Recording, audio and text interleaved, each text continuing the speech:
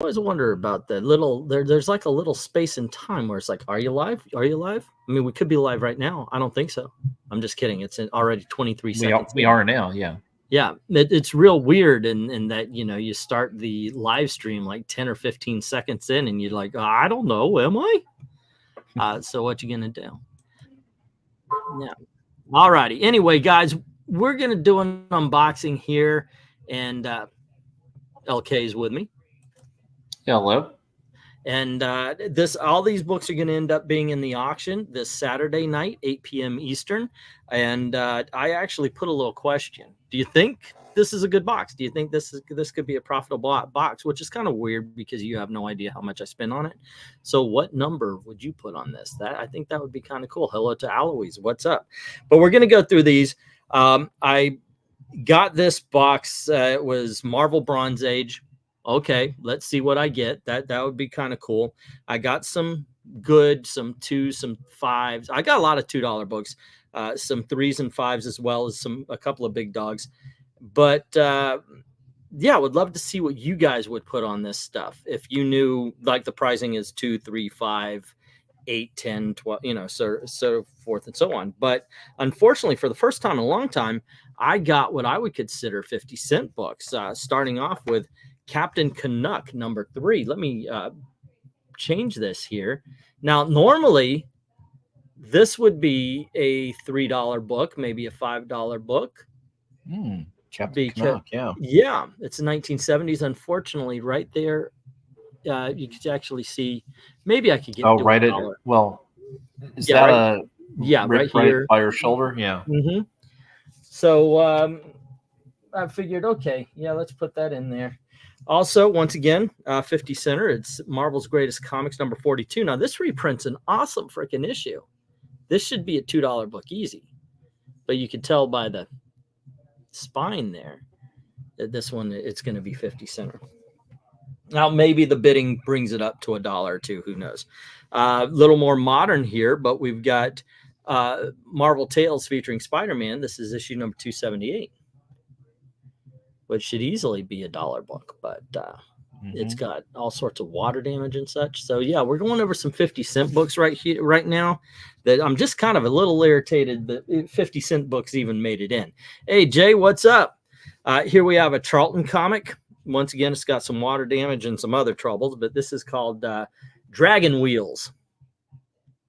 I mean, for 50 cents, I think that would actually, I'd be interested in this anyway, but definitely in the condition. If it wasn't in this would definitely be a $3 book easily. Yeah. Maybe 5 even. I'm curious. Open it up. Tell us who the creators are. Alrighty.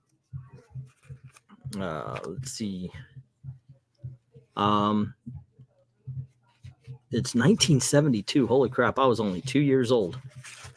I don't see a credits page actually.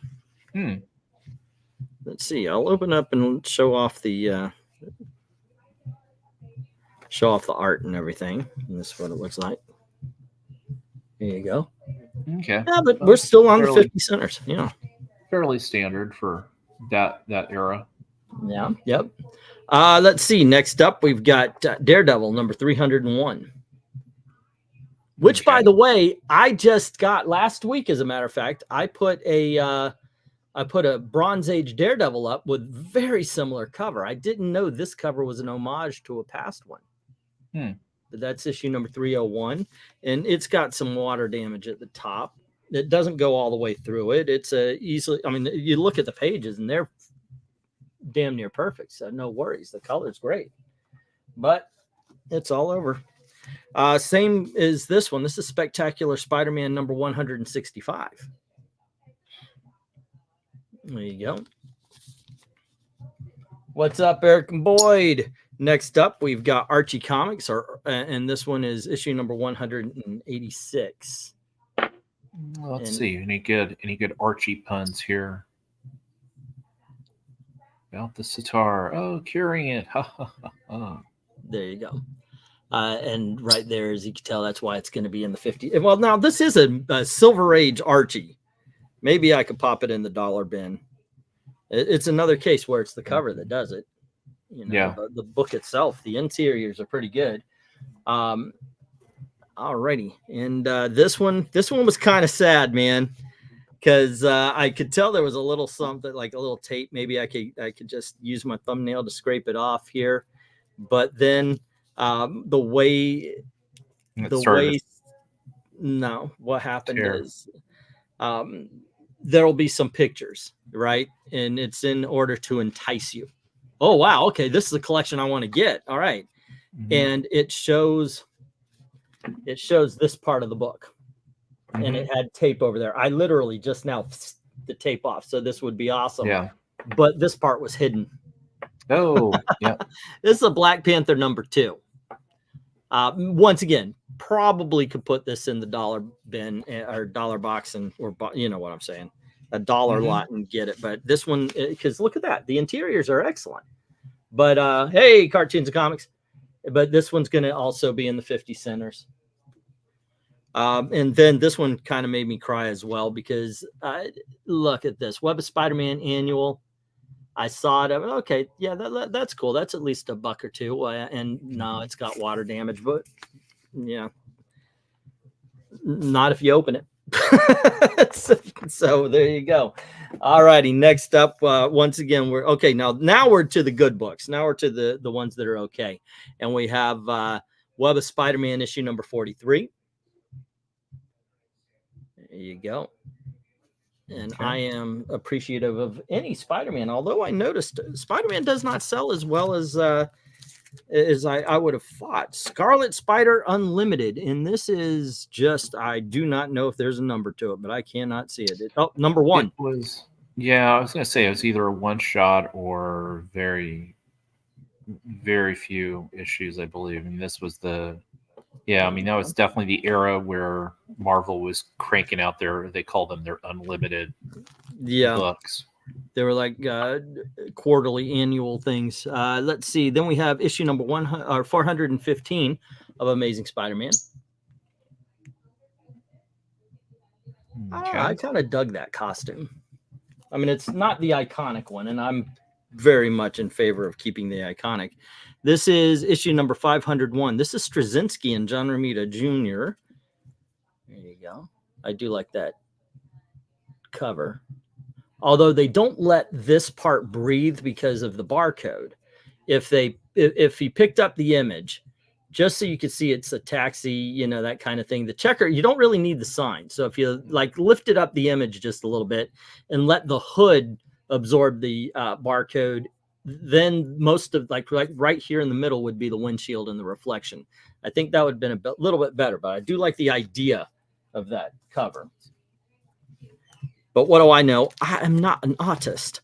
Like I said, this time around, gang, I didn't have a lot of time. We went out today, went to Epcot. My daughter works out at Disney, so she gets free tickets, and she got us in for a little bit so we could go enjoy a lunch and see the new stuff.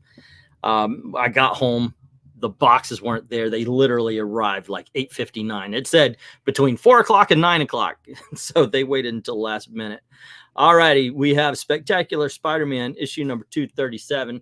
So I kind of bunched them and then put them like, okay, yeah, I think somewhat from the less cool to the most cool. And those only made it be to the less cool because one, the 50 centers, and two, the Spider-Man are really cool, but they're more modern rather than the Bronze Age. Like this one, which is issue number 209 of the Legion of Superheroes. Ooh, that is awesome. Princess Projectra. Yep. Remember, these two are dating. Yeah. And they eventually get married. Mm-hmm. And a famous annual.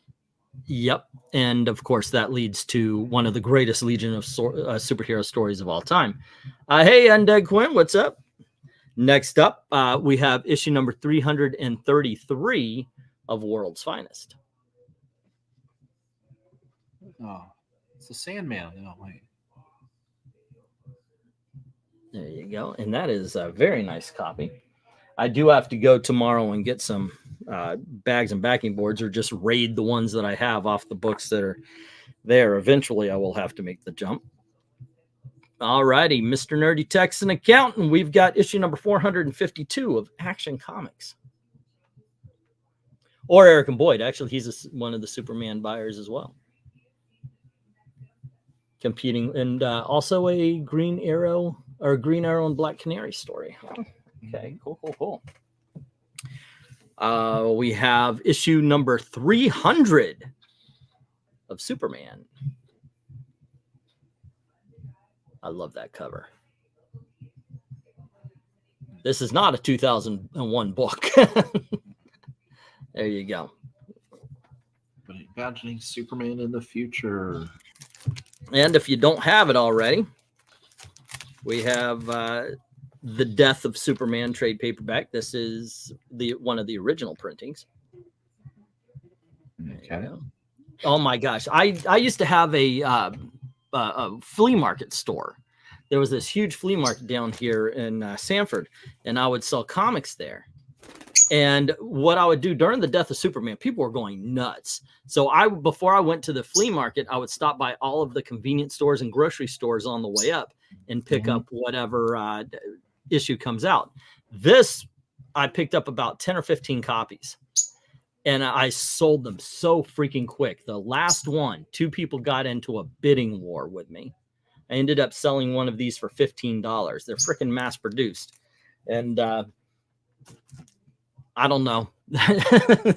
Should I feel bad about that a long time ago for fleecing somebody? But they were actually they were not at the time. I mean, that's what the market.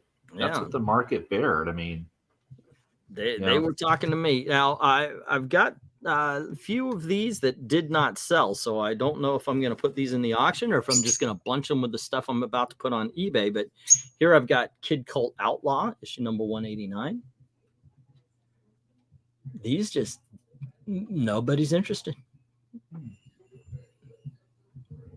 Well, maybe I'll do one more week. Put it down to $3. See if it goes. And then we have Rawhide Kid, issue number 79. This is also a bronze. There's mostly Bronze Age. Hey, Maranya, what's up? There you go. Are you guys done with the readings? Or is it not readings today? Yeah, it wasn't a reading tonight. It was best comics of the week. I am a day off. Here you go. Let me, if you don't mind, I'm going to send a invitation then, especially to Mr. Breen. He might actually have a thing or two to say about some of the books. Yeah, he was on the best books of the week. Stream. So, and I mentioned it in the stream that you were doing an unboxing. So I was like, hey, come on over after the stream's over. And it was almost over by the time you started. So, oh, that's cool. We should start getting some spill over here.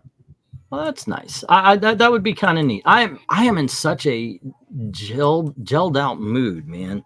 I'll tell you, it was a very good day with the family. Like I said, we went to Epcot. We saw the Moana water thing, their new garden area. It used to be a dancing fountain. Frankly, I'd prefer the dancing fountain. And the Moana thing was fun. Like, I could see me bringing my nieces there, and they're like, I think they're like 7 and 9 right now. They would have a blast with it. I enjoyed it. I went around and I played all the games. I figure if I'm going to go see something, I will do my best to kind of find the child and just run around and play for a bit. Yeah. It definitely seems like, it's geared for children, most definitely. The equivalent, I would say, is if you go over to, if you're at California Adventure, the Bugs Life area. Yeah. I think it's still there. I don't think they have. Yeah, here they had Honey, I Shrunk the Kids, where it was a big playground where all the props were big. Yeah. So I walked around and I did that. Like they had a part where you put your hands in the water and it plays a song. And I did the Charlie Brown theme. Ding, ding, ding, ding, ding, ding, ding, ding, ding, ding, ding, ding. And it was a good time. Did the whole thing. And after I was done, I said, that was really cool. I don't see a reason to ever come back. It's a one-off. If I'm not with little kids, I'm not going to make it a point that I have to go in there. Here we have Kid Colt Outlaw, number 182. The sad thing is we went out to we went out to the coral reef. My daughter is a what is it called, a pescatarian, where she only eats fish and she has, and she ended up getting colitis, so a lot of foods hurt her. So she found out, fish and some vegetarian things don't hurt her. So we went to the seafood restaurant out there and had the most mundane meal.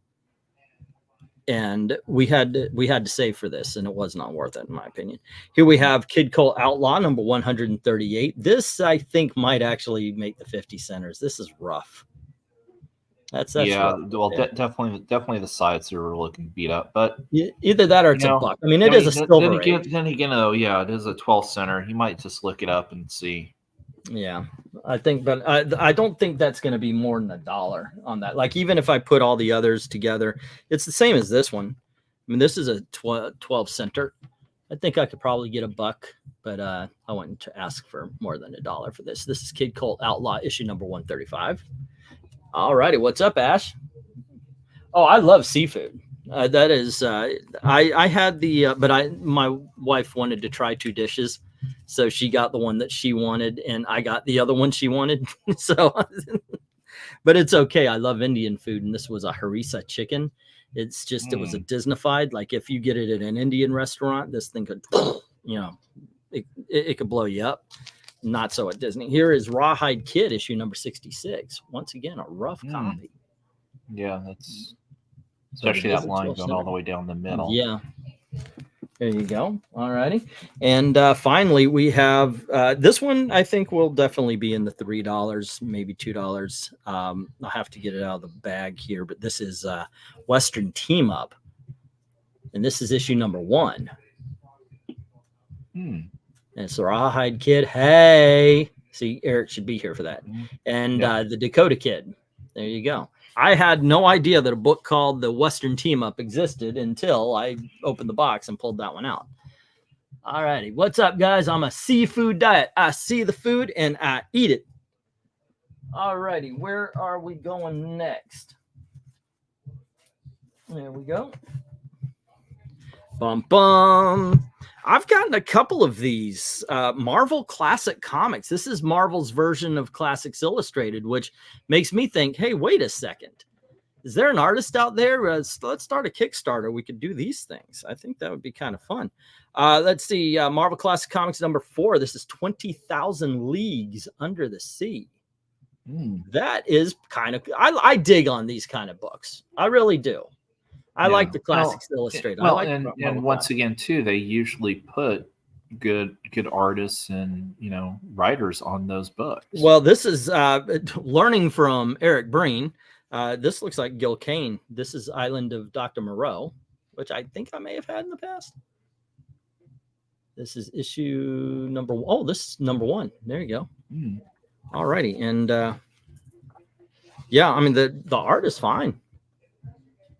Oh yeah, no, the art will be the art will be up pretty to good. 1970 standards. Yeah, I kind of guessed that. Here we have Marvel Comics or Classic Comics issue number 2, and it's H.G. Wells' The Time Machine. Oh my gosh! I'll tell you what, man. Last month, I don't know if it's still there. They had Time After Time on HBO. And I hadn't seen that movie since the 80s, man. For those of you who don't know this, this is, you have, oh goodness, Malcolm McDowell.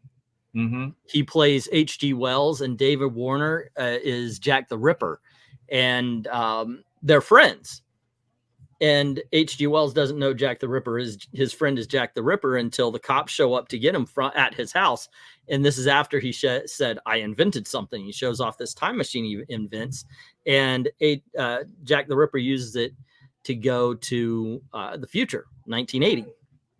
Except for if you don't have a particular key, the time machine will then slingshot back to the time it came back. So H.G. Wells is able to chase him in the 1980s, and it's the two of them going around trying to navigate the future as well as fight each other. Here we have the Invaders. I'm not quite sure. Uh-oh, with a little cover damage right there, right on the bottom. Yeah. There we go. And this is issue number 15. And yeah, I would like to see if this one sells. If this one goes, because a couple of times I've had a chance to buy some.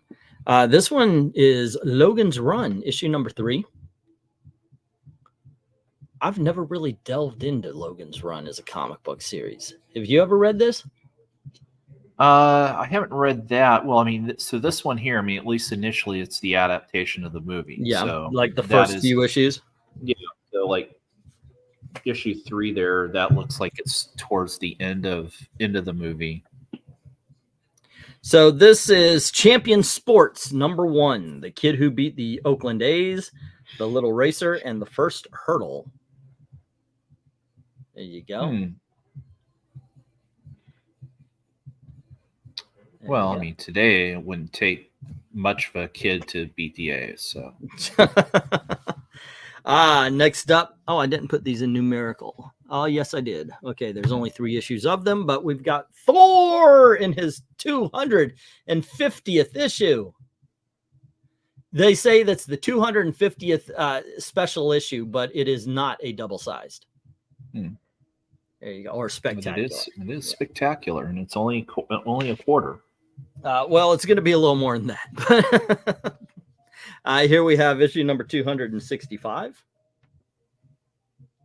Where he's fighting the Destroyer. These are in pretty good shape. And then we have issue number 266. Where I guess they're up against Doom. Unhand me, brother. I must reach. Okay, no, that's the Destroyer again. Okay. But if evil Loki. Yes, the way he should be. Yeah. God bless Tom Hiddleston. He does a good performance. But yeah, Marvel movies made him not a villain.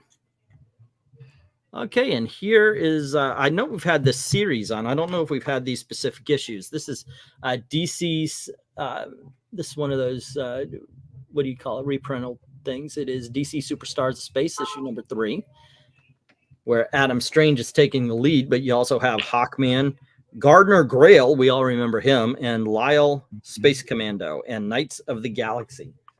So basically you have Adam Strange and Hawkman. Alrighty, and next up we have DC Superstars of Space issue number 4. Alrighty, and here we have a Mr. RDV. How are you doing, sir? Oh, he's not in yet. Okay. He's slowly coming in. Yeah, StreamYard's a bitch. Yeah, I hear people complaining about StreamYard all the time. All right, next up we have issue number 56 of Marvel Team Up. At the Daily Beagle. Look at Awesome. that ass. It's electrifying. There you go. Ooh. Yep. Marvel Team Up, Spider-Man, Daredevil versus Electro. Dude, I love that whenever they have Daredevil and Spidey team up. I don't know if you've got this one, It's a this ball Black blitz. Widow. Oh, Black Widow's almost getting racy with how her costume has changed. This is Marvel Team Up number, I think it was 57. It's the one where she loses her. It's where she loses her memory, right? It's battle damage Black Widow. Yeah. Surprised they haven't made that action figure yet. The Silver Samurai and issue number 57.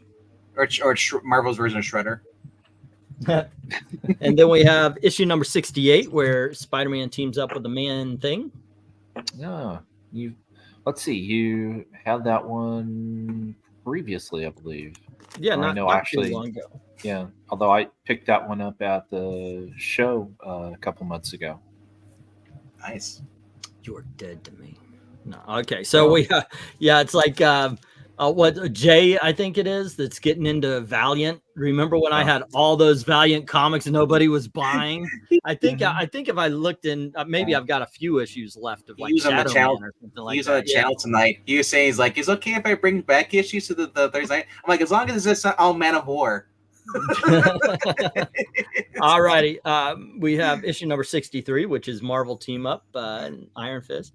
What's that? The Vic Damone from Fast Times at Ridgemont High. Yeah, Blue Oyster Cult. No, I don't have Blue Oyster Cult. Where were you when I had 36 pair? I had. Yeah, I was this close to working at McDonald's. Hey, I'm gonna tell you too that Marvel Team Up 68 with the Man Thing. So that's the first appearance of Despair. Oh. And it's a John Byrne and Chris Claremont Marvel Team Up. So you might just want to look up the price on that. After we're done here, I'm going to go over them. I might actually live stream it for the Ko-Fi. I want to do something because I do have 2 subs now. Thank you. I think it's Jay and Vezerin.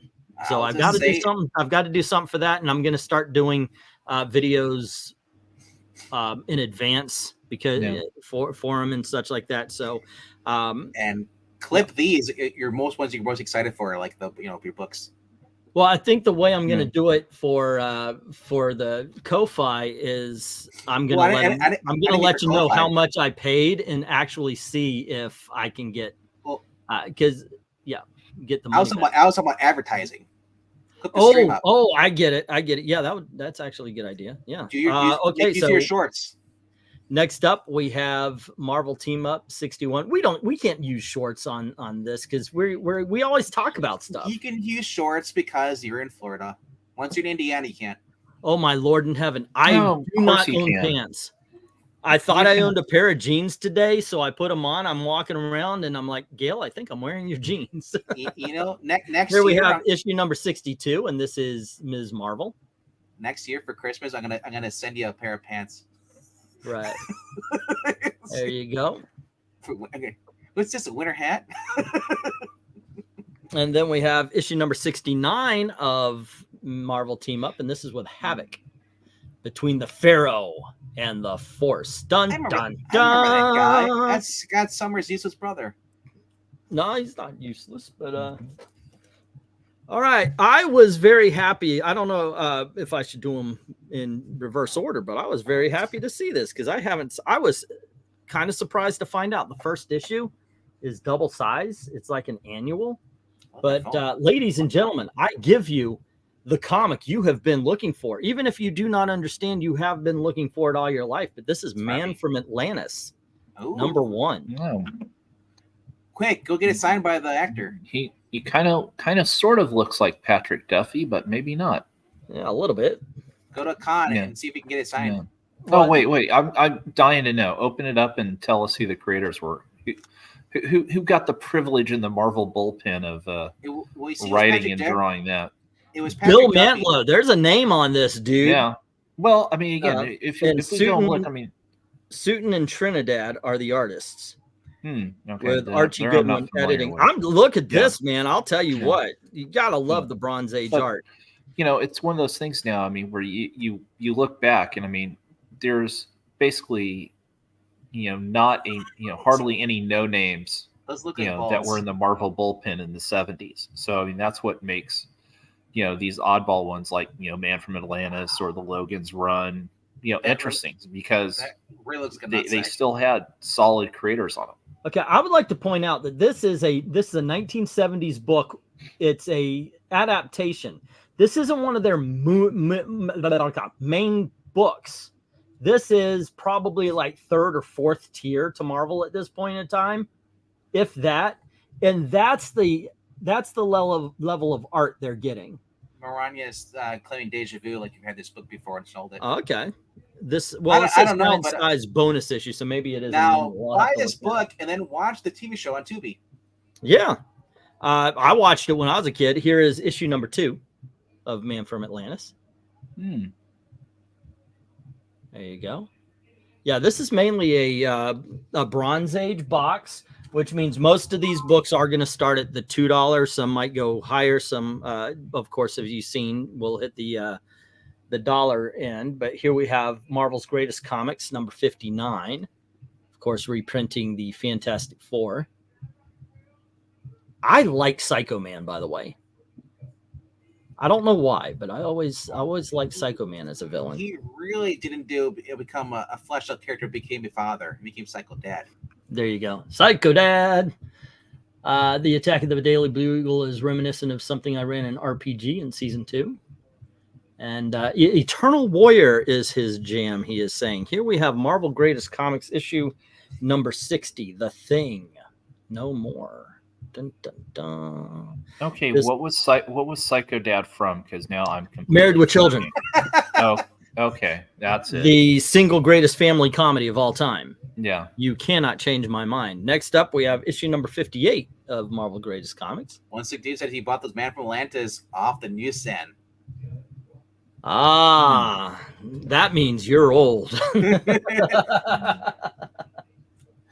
Yeah. By the way, so did I. All right, next up, we've got Marvel 2-in-1, issue number 34, where Thing teams up with Nighthawk.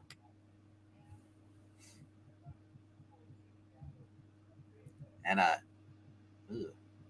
to save a little girl. Small child? Yeah. All righty, next up, we have Marvel's Greatest Comics, issue number 62. This, I guess, the first appearance of Wyatt Wingfoot or something? All right, that's good. I don't know about that, but well, no, it's guest starring. Oh. It would be a reprint. The reprint. Yeah, it's Marvel Greatest. That book should be canceled because that looks like a Native American ghost they're going against. Right. Next up, we have Marvel's Greatest Comics number 57, which has a Galactus story in it. With floating heads. Yeah. And Rhaegar just slapped you in the face with the gauntlet. Strongly disagree while I'm married. Disagree all you want. You can be wrong. All right. Next up, we have one that's a little bit newer. We've got Fantastic Four, issue number 400. It's shiny. Shiny. Gotta love those 1990s gimmick covers. All righty. I think I'm going to get into these next. The big winner of the box, I knew it had some of these in it. I didn't know it had so many of these in it. I am a fan of the character, but here we have Howard the Duck, issue number 2. Kind of figure you're going to go this direction, considering the thumbnail. Yeah. At some point in time, he had to show up. Yeah. It's like, these weren't unexpected. You planned for these. No. What it is before I did this, I bunched them all together. So it wasn't, so all the Howards are together, all the Invaders, so forth and so on. And I just realized I had more Howard the Duck than anything else. So he goes on. You're a mark, though, for Howard the Duck, though. So say again? We know you're a mark for Howard the Duck. Oh, yes, I will admit. Here we have issue number 3. So we had issue number 2. Here's issue number 3. Oh, look at Shang-Chi. No, that's Quack Fu, by the way. Oh, sorry. Yeah, he's a master in Quack Fu. I will be changing these god awful bags. Well, you can't see it here. Oh, there you go. Oh, yeah. Now you can see it. Yeah. I will be changing the bags. Those are that's some age and heat damage. Yeah, I don't think this is gonna sell at an auction. So yeah, I only imagine that these are probably the bags that leak acid too. Here is my fingers aren't burning. Here's issue number 5. So we have 2, 3, 4, and 5. All righty. The books are in good condition. My favorite is when you go to these like hole in the walls stores, Yeah. And then you find a bag that's completely yellow. Oh, and and when you pull the comic out, it leaves the imprint. Yeah. Here's issue number 6. And it smells like an art box. Art supplies. When Eglantine sees Howard the Duck, he says, "Put it on my bill." All right, here's issue number 7. Well, the good thing is if these don't sell, you have a complete run for yourself. Yeah, that's not my jam, man. I mean, I like the books. Don't get me wrong, but I don't keep a lot of comics if I can help it. My comic book store owner, he says, I don't have my own collection. I've had these books several times. I just keep selling them. Yeah. And you guys know I've got my wall books, but if I'm desperate enough, I'll bring them down. Like you see, he's I've had Iron Man 1 and 3 times. Same with all these other books. All my Holy Grails. Like I don't hang on to them because I just keep selling them. I keep buying them. Yeah, they do come around. Granted, mine they tend to be lower quality, but okay. I sold my Power Girl. And then one came around. It's lesser, but I'll keep a hold of it. Sometimes it's easier that way. Like if I had a 9.8 Power Girl. How the hell am I going to keep hold of it if I know I can get $200 to $500 for it? It just sucks when you sell your Power Girl and then the next Power Girl has smaller boobs. Well, what sucked about it was I sold my Power Girl, and then she appears in a story, and everybody loves Power Girl again. Here we have Howard the Duck, number 8. I love this cover. This is really one of my favorite covers. You would think that they'd bring back the big boob Power Girl and say it's because of inflation. And here we have issue number 9. Well, you're assuming, of course, that they actually want to make money and sell comics. Yeah, that's true. Oh, they are. All right. And next up, we have issue number 10. Spider-Man. And then we have issue number 11. Right now, I am praying that I don't win any more bids on the other channel that's going on. Okay, here we have issue number 11. Wow, that's why you bid in. You should only bid in one auction, not 12. Well, actually, I go through, and I'm going to talk about the dangers of what I do at the end of this. There's a lesson here, ladies and gentlemen. So stick around to the end of the unboxing and see my biggest mistake. And literally, this is my biggest mistake ever in comic book buying for the auction. So stick around to the end. It's the very last thing I'm going to show off. Next up, we have Howard the Duck, number 14. I just pray that you don't get stuck with a bunch of books and then desperately need the cash. That does actually happen occasionally. You know, this is a bit. What I mean, like not like you win auctions that you didn't think you were going to win. Here we go. We have issue number 15. Like, Dr. Well, Bong. the worst thing that got me in financial trouble was when I put like I put what I call a holding bid. No way this is going to go for this small amount of money, and I put a bid down. It'll be like 180 comics for $20. Okay, fine. One time I did that with 5 boxes and won them. And I was like, oh, I'm glad to have the books, but now I need to pay, you know, it ended up being, with shipping, it ended up being $200. So. Epic Collection number 2, namely Iron Man and Samira combo. But these days I've been trying to steer towards more Bronze Age, make sure I'm getting that. I have to pay a little extra, but you guys have been responding a lot better. But next week, with the money that I get from tomorrow's auction, fingers crossed, I have a box of books that I did win, but they're a lot of 90s and 2000s. Tomorrow's auction? You mean Saturday's auction? Saturdays, yes. I'm a day ahead. Here's issue number 16. I was a day ahead earlier. I thought this was Friday. I told before you guys came on, I was like, well, they're at the reading right now. No. All right. Then we have issue number 17. If you've noticed, there's actually been a couple of full runs, not full runs, but a couple of good runs here. So, I mean, granted, I don't have 13 and 14, which is it's 12 and 13, which are the appearances of Kiss, but. Well, the good thing about being a day early is that you get your shit done early. Yeah. Here is 18. I'm going to be probably unbagging these and then unbagging my books and switching out making sure that these look better. Here's issue number 19. I like this. It's kind of reminiscent of Peter Parker No More, isn't it? Amazing Spider-Man number 50. Howard the Human. Okay, that actually looks like it's like the crossover between the Amazing Spider-Man and was it the Obnoxio the Clown? It looks to me. No, the Spirit. Here we have issue number 20. Let's see. One of my Holy Grail books is in Epic Collection number 3, namely the Iron Man and Submariner combo. Okay, I know what you're talking about. Yeah, I think she meant number 2 because she says actually. Here we have issue number 21. So we're going to have a couple of lots with Howard the Duck. I've still got 5 or 6 lots that we didn't even get to from the last one. So we're doing well. I probably won't be buying new books for the Christmas auction. I don't know what I'm going to do then. You know, hey, Merry Christmas. Give me money, or buy my books. I don't know exactly how that's going to go. But because it's unsure, I'm just going to go off on what I have. If I have to do a 50 center, I will. But yeah. All right. So here is issue number 22. But I've got a lot of books that were unsold from the last 3 auctions. So here's issue number 23. Like you guys, I don't know how many of last week's books I'm going to use this week because I've got these.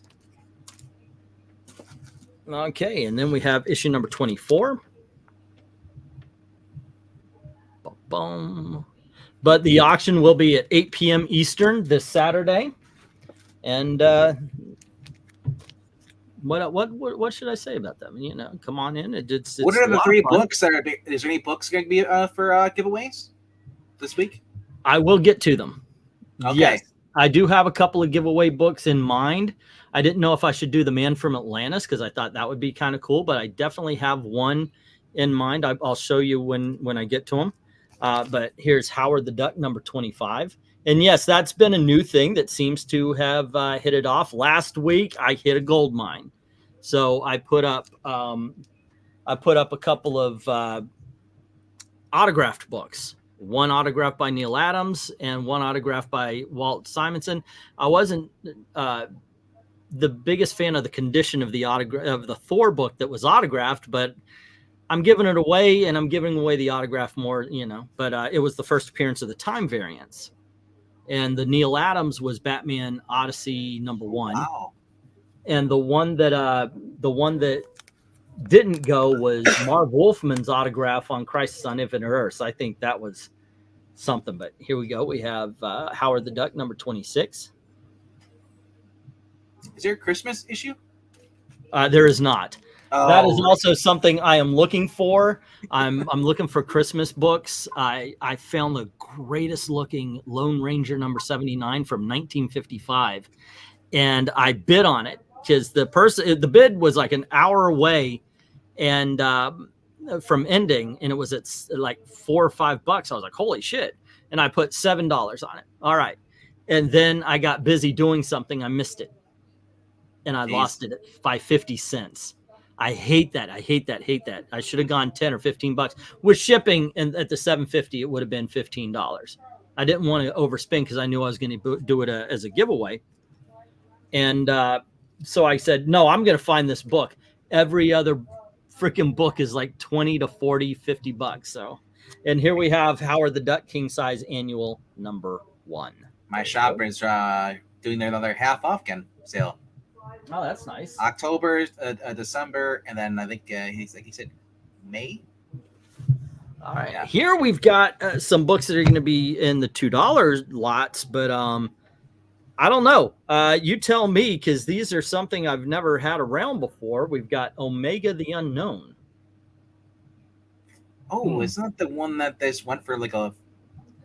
That's what Omega the Unknown. That's the one they just released a collection for that. I've heard that there was like a forgotten series. Yeah. Here we have issue number 9. The fact that his last name is the Unknown. Yeah, I know, right? Omega the Unknown. Yeah, I really have no clue what that book's about. Yeah. All right. Next up, we have. I didn't put them in order. Sorry, guys. That's okay. The fact Here that is issue. Here is issue number 4. Focus. There you go. There we go. That it just looks so like indie for a Marvel book. All righty. And next up, we have issue number 5.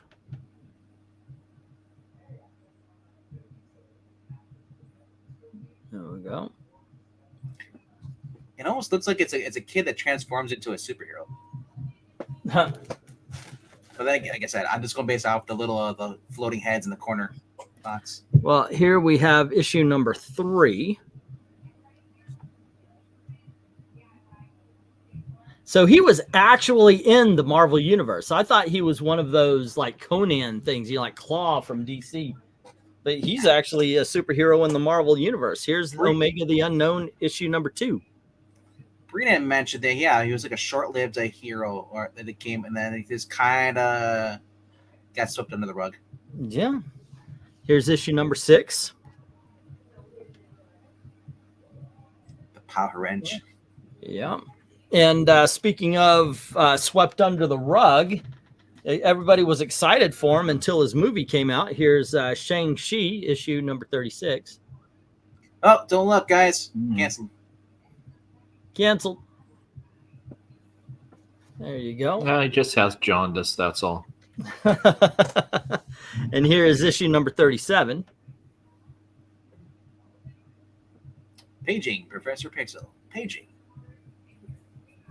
Well, I need to meet up with him because I am holding books for him. Right now he's going to Tennessee, so you gotta go down to Tennessee. Yeah, before I move to Indiana, we need to do that that lunch. Here's issue number 41. Go to Nashville. You can meet him. Get some great food. And then we have issue number 32. And here is one of the big dogs I have. Not this one, but this one might be one of the giveaways. I think it's cool enough to be one of the good giveaways while being cheesy enough to go, okay, yeah, I want that. But here we have the Human Fly, issue number Thanks, 1. Maranya. I was wondering who the creator of it. Megan, I noticed it was written by Steve Gerber. There we go. So if you're a Steve now, Gerber of course, Now, of course, I do have the right to change my mind and put something up there a little bit different. But here we have Human Fly number 1. That might be one of the giveaways. All right. Put a fly swatter in there as part of the giveaway, too. And then we have issue number 2.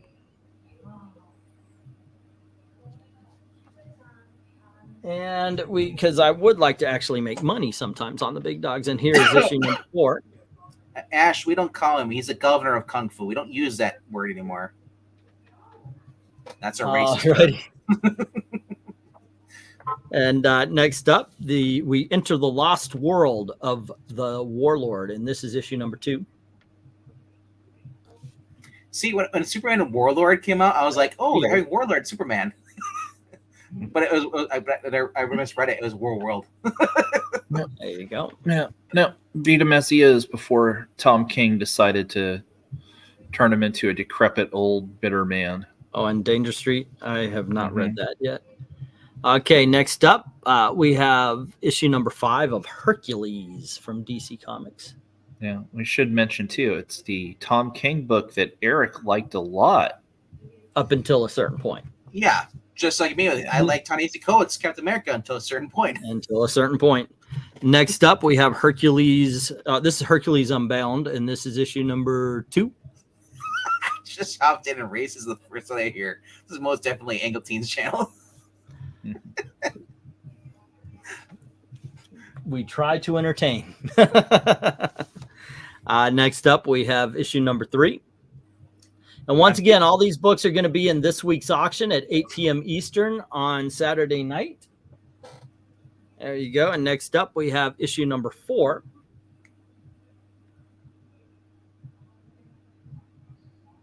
Wow. There you go. Oh, that's a DC version. I was like, that doesn't look like the Marvel version. And then we have issue number 3.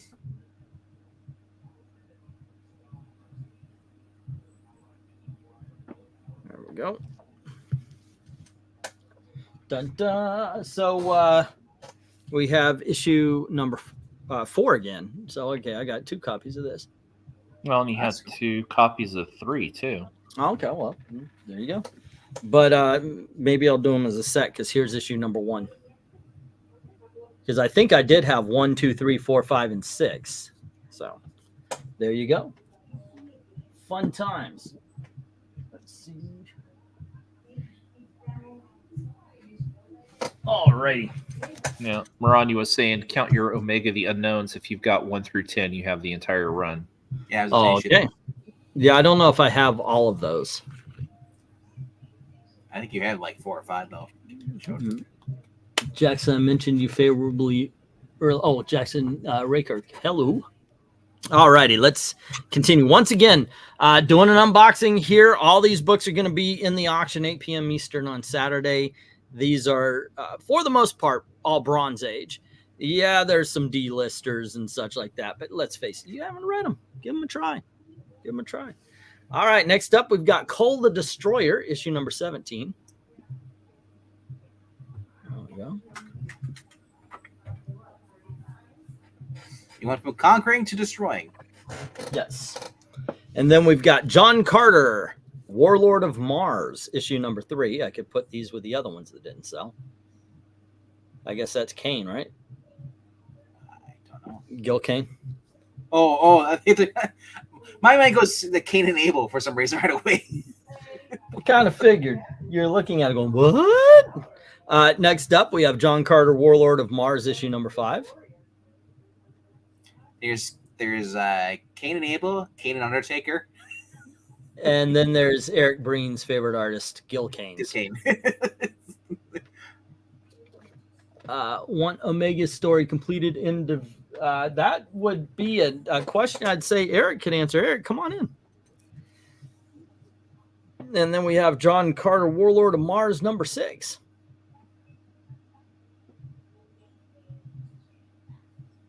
There we go.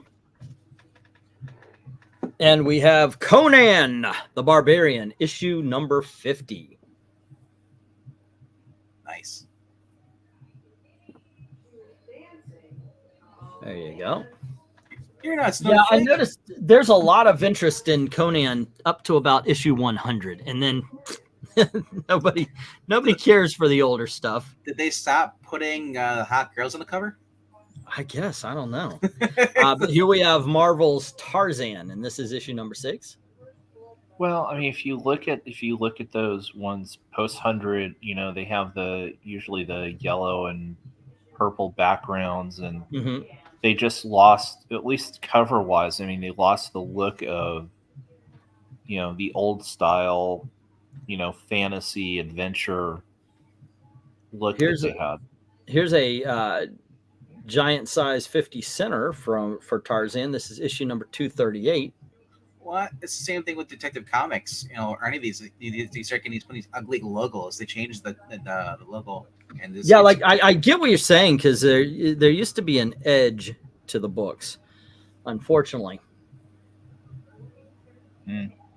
Yeah, like the front cover looks great, the back cover not so much.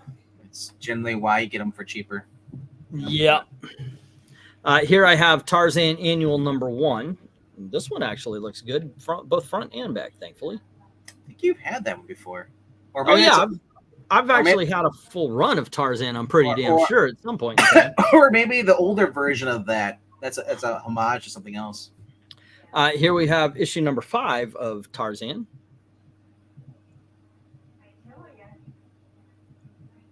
I don't know why these were separated. The woman's commanding the monkeys to attack him. But here we have issue number 79 of Conan. Yeah, there is a bit more grit to the covers and things and of the earlier Conans. And by the way, we loved this movie. Watch it again. It's boring as hell. But back in the day, man, Orca was the shit. All righty. Next up, we have Justice League of America, co-starring the Justice Society. This is issue number 133. There we go. That is pretty damn cool. Thank you very much. All righty. And next up, we have The Flash. This is issue number 350, the Barry Allen run.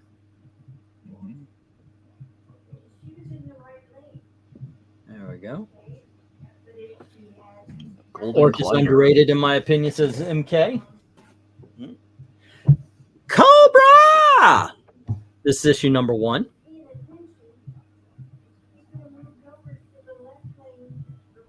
There we go. And maybe this one will be in the giveaways. I think Cobra's one of those, like, there's only 1 or 2, 3, 4 issues, something like that. Yeah, I know. It's very, very small. Yeah. And here is issue number 2. Hey, Eric, how many issues of Cobra are there? Not enough. That's issue number 2. And we have issue number 3. This is like, I've got all the Bronze Age comics, but it's like all the other comics. 7 Cobras, he says. 7. Okay, well, you got dang near half the run right there.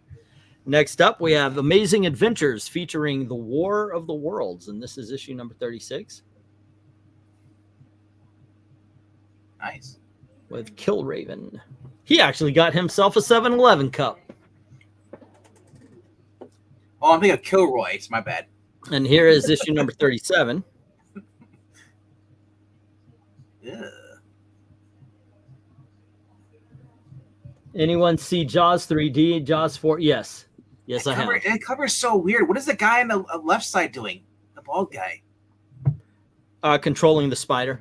Oh, it just looks like he's just got his shirt open. He's just. Hey. And here is War of the Worlds issue number 20. There we go. Rhaegar, don't make me hurt you again. How dare you say that about 2001: A Space Odyssey? Yeah, because if you said it was great, then you're wrong, dude. It was slow and boring. I mean, at least for 30 minutes, you just watch a guy just. I guess I need to pull my funding then from the auction. Here we have Blitzkrieg. Are you threatening with money? You're threatening me with money. Go fuck yourself. We don't need your money, okay? Here we have. No, actually, I can be manipulated with money. I need it. So Elon literally has Q money. But here we have Blitzkrieg number 2. There you go. You guys are so wrong. I mean, one of the best cinema experiences I ever had was going to see 2001: A Space Odyssey on IMAX. I mean, when you watch it, you liked it. I'm someone who's like that. Look, I watched 2001 also on the theater, and I just was like, God, I can see, like, it's like Citizen Kane. I can see why people consider it a great film, but by the time I got to it, I'd seen all the tropes. I've seen a lot. Most of the exciting scenes had been spoiled for me, so all that I was left was the pondering. And God knows that man likes to ponder. But I'm not a Stanley Kubrick fan. Like, I like some of his movies, but I'm not a guy who likes all of his movies. I'd rather watch it. Give me Barry Lyndon over Clockwork Orange any day. You know, I'm a little bit different. The ones that are big, okay, I like Full Metal Jacket more than I do 2001. You know, I like some of his movies, but some of them just fall very flat to me. And here we have Marvel Super Action starring Captain America, and this is issue number 2. I'd rather watch Andromeda Strain. Remember that movie? Mm-hmm. Michael Crichton. Yeah. So MK. Space Odyssey. Easy question. Avatar over Space Odyssey. I mean, God. Yeah, Space Odyssey. Like I said, that 30-minute space while you can go. I don't think Avatar is. Hands. You can grill some sandwiches. Yeah, it gives you a lot of time to do. It frees up a lot of time to do other things. Here's Super Action number 10 or double feature number 10. There you go. Yeah. Well, again, I mean, part of it too, though, is the atmosphere. You know, Kubrick did such an amazing job of making Marvel you double feel feature the number desolation 12 and the isolation. Well, the great thing about it, it's so real. He really wants us to believe that space is real. Yeah, we all know it was all done on a movie set. Yes. Next up, we have Marvel Premiere featuring The Mark of Cain. This is issue number 33. Of course, Avatar is not that deep. It's above water. Well, not the second. Oh, let's see. One Slick Dude. Ooh, that I'll admit that is a tough one. No, this is not a tough one at all. One Slick Dude is right. One Slick Dude is so one. Okay, Space Odyssey. It is like what, half the length of Lawrence of Arabia. But Lawrence of Arabia is so much more engaging. Space Odyssey feels like twice as long as Lawrence of Arabia, even though Lawrence of Arabia is twice as long as Space Odyssey. You just have to learn to appreciate 2001: Space I'm Odyssey. 53 years old. I've seen it 5 times. I can't explain it to you. I'm sorry. You don't have to. Once again, I'm sorry. I'm sorry that you don't get it. And then I love that. I love that argument. You just don't get it. Here is Sword of Cain, or Mark of Cain issue number 34, the Marvel premiere anyway. There you go. And next up, we have Marvel premiere number 38, which features Weird World. Now, wasn't this ElfQuest at a certain point? I was gonna say those were like kids. I'm not sure. Well, I mean, If it's done by the Deenies, I'm pretty sure. Nope, we've got Doug Minch writing, and then we've got Mike Plug and Alex Ning doing the art. It looks like ElfQuest. It really does. Maybe this was their answer to it. They're like, no, the Paninis are winning. We have to take their money. Let's do Weird World. No. Oh, Ash. Avatar is so pretending to try and be deep. I mean, Avatar is just next up, pretentious as all get out. We have Marvel premiere featuring Monarch Starstalker. This was a thing, kids. There you go, man. They tried to make a science fiction hero, and it just didn't come off. Sometimes that happens. Now we have Marvel premiere number 35 featuring the 3D Man.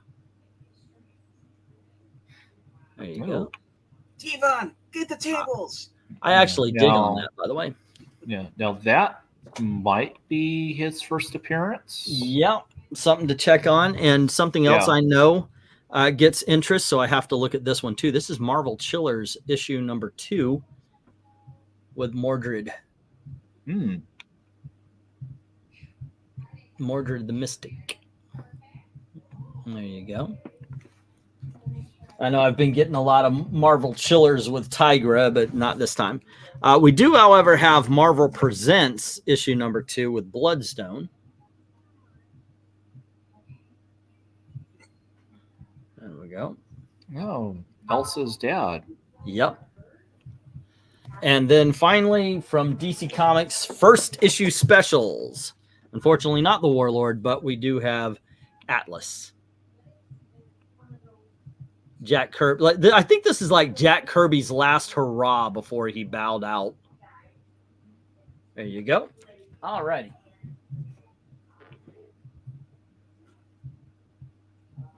Dun, dun. Oh, hold on. Let me pull out a couple of piles here so I can have the box. What's up? How about them Patriots being the Steelers? I'm a Florida guy. Patriots suck. Patriots are a bunch of cheaters. If the bus goes off its rails and wheels on the way to the game, what's the loss really? Yep. All right. Yeah, there was this whole thing in with Miami Dolphins and the Patriots. Mm-hmm. All righty, let's get back to it. Now, I did some checking. As soon as I found out that the Care Bears was worth some money, any freaking cartoon comic that I've got, I found out that a Visionaries #1 I have is worth $10. I looked at this one, and it is not worth $10, but I can get 2 or 3 for it. This is Powerpuff Girls, issue number 44. Powerpuff, and I think this is going for something because it's towards the end of their run. But there you go. Next up, we have Star Trek and the X-Men. By the way, these crossover you never expected. And yet it's a lot of fun. Of course, they do the thing where it's like Dr. McCoy and both Dr. McCoy and Hank answer. Yep, and, hey, Mo. What up? What up? Next up, we have Daredevil, issue number 152. There we go. And we have another movie adaptation. This one is this one actually is part of this movie anyway. Kind of made me go, yeah, I'm heterosexual, sure. Jacqueline Bisset, and Coming Out of the Water. of the Well, it's deep. the adaptation of the deep. Yep. Interesting. There you Isn't go. that they call it those TODD things? Is it Bisset?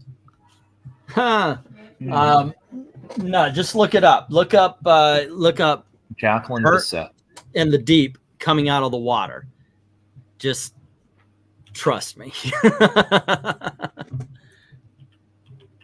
There you go. It was a thing. All right, next up, we've got the Pulse Pounding premiere issue of Steel. So this is issue number 1. Later to become Commander Steel. It's a good series. And then we have Star Hunters number 1 because, you know, we all demanded it. She's the chick from, was it Getaway? All right. What's up, And- Bass?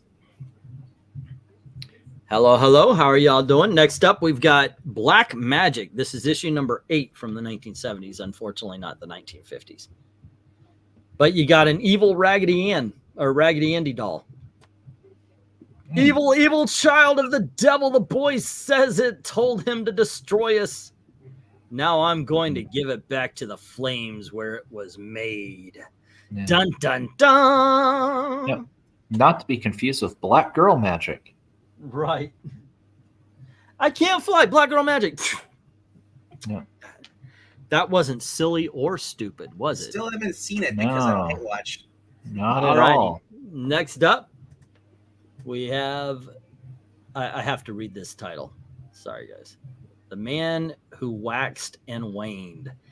This is the Forbidden Tales of Dark Dimension. Bum, bum. And this is issue number 13.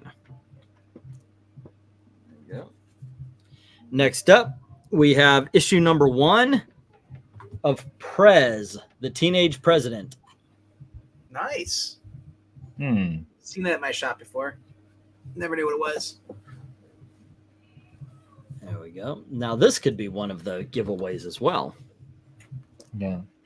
I'm only marginally curious as to how they could make that work, considering that it's in the Constitution that you have to be at least 35 years old.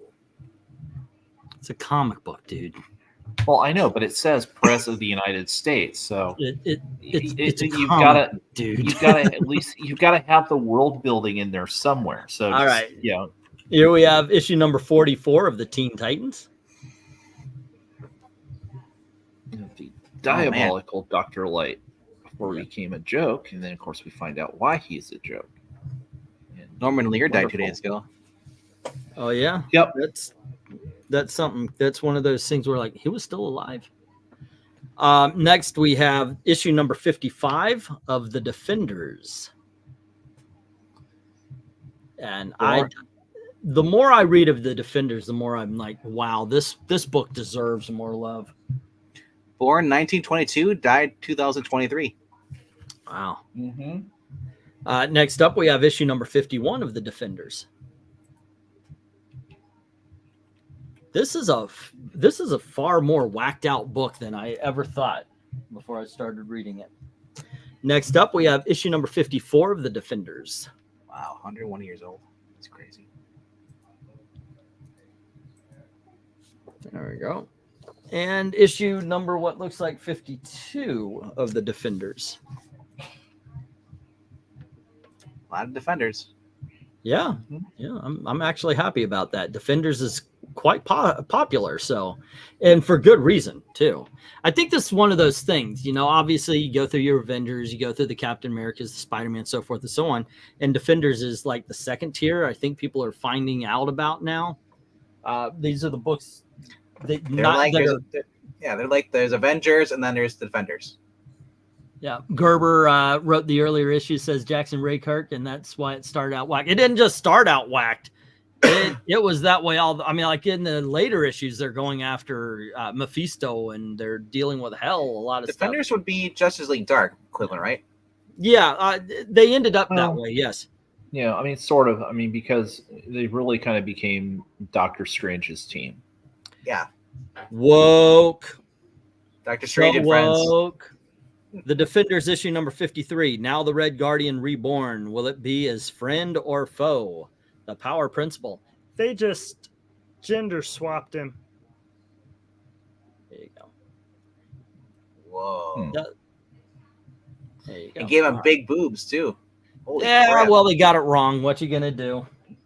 They all should that have fat, known. all that fat had to go somewhere.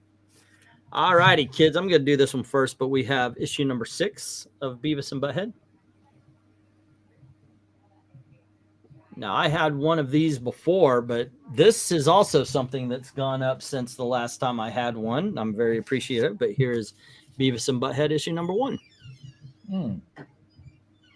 I still can't believe these are even popular. Like I just don't get the traction of the Beavis and Butthead. I've seen one episode, and I feel like I've seen them all. Well, here's the thing though. Did you see it though? Did you see the episode with the music video? So you had to be there. Yeah. But I mean, comic form, that's a stretch. The problem with the comic book is that they tried to do a TV show on the comic rather than make it a comic book. So it was a little bit different. For you Harvey Comics fans, this is issue number 1 of Richie Rich and Cadbury. It'd be better if he was giving a platter full of Hostess pies. That comes later. Yeah, that would be the ad inside the book. But yeah. All right, we have issue number 1 of Strange Sports. There we go. All right. And let's see. Then we have issue number 2 of issue number 3 of Strange Sports.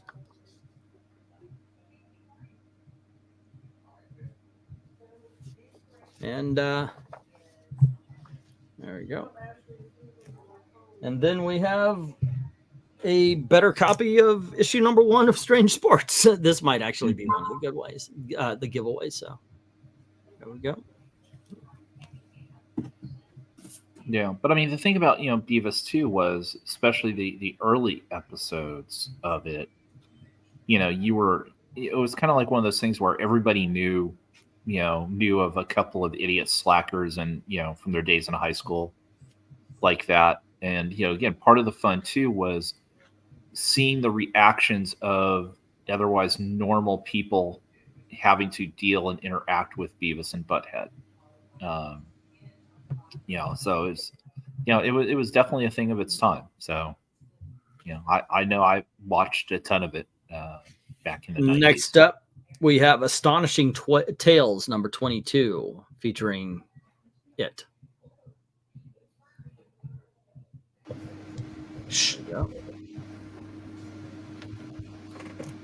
All right. Next up, we have guys, I'm still getting these. I apologize. I know you have told me so many times you're disinterested, but here is The Man Called Nova, issue number 2.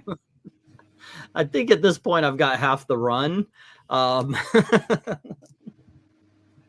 you go.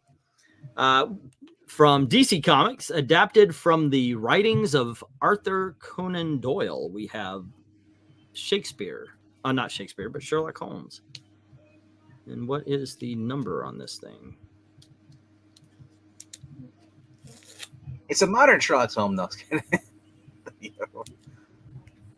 Modern, take out Shakespeare. It's issue number 1.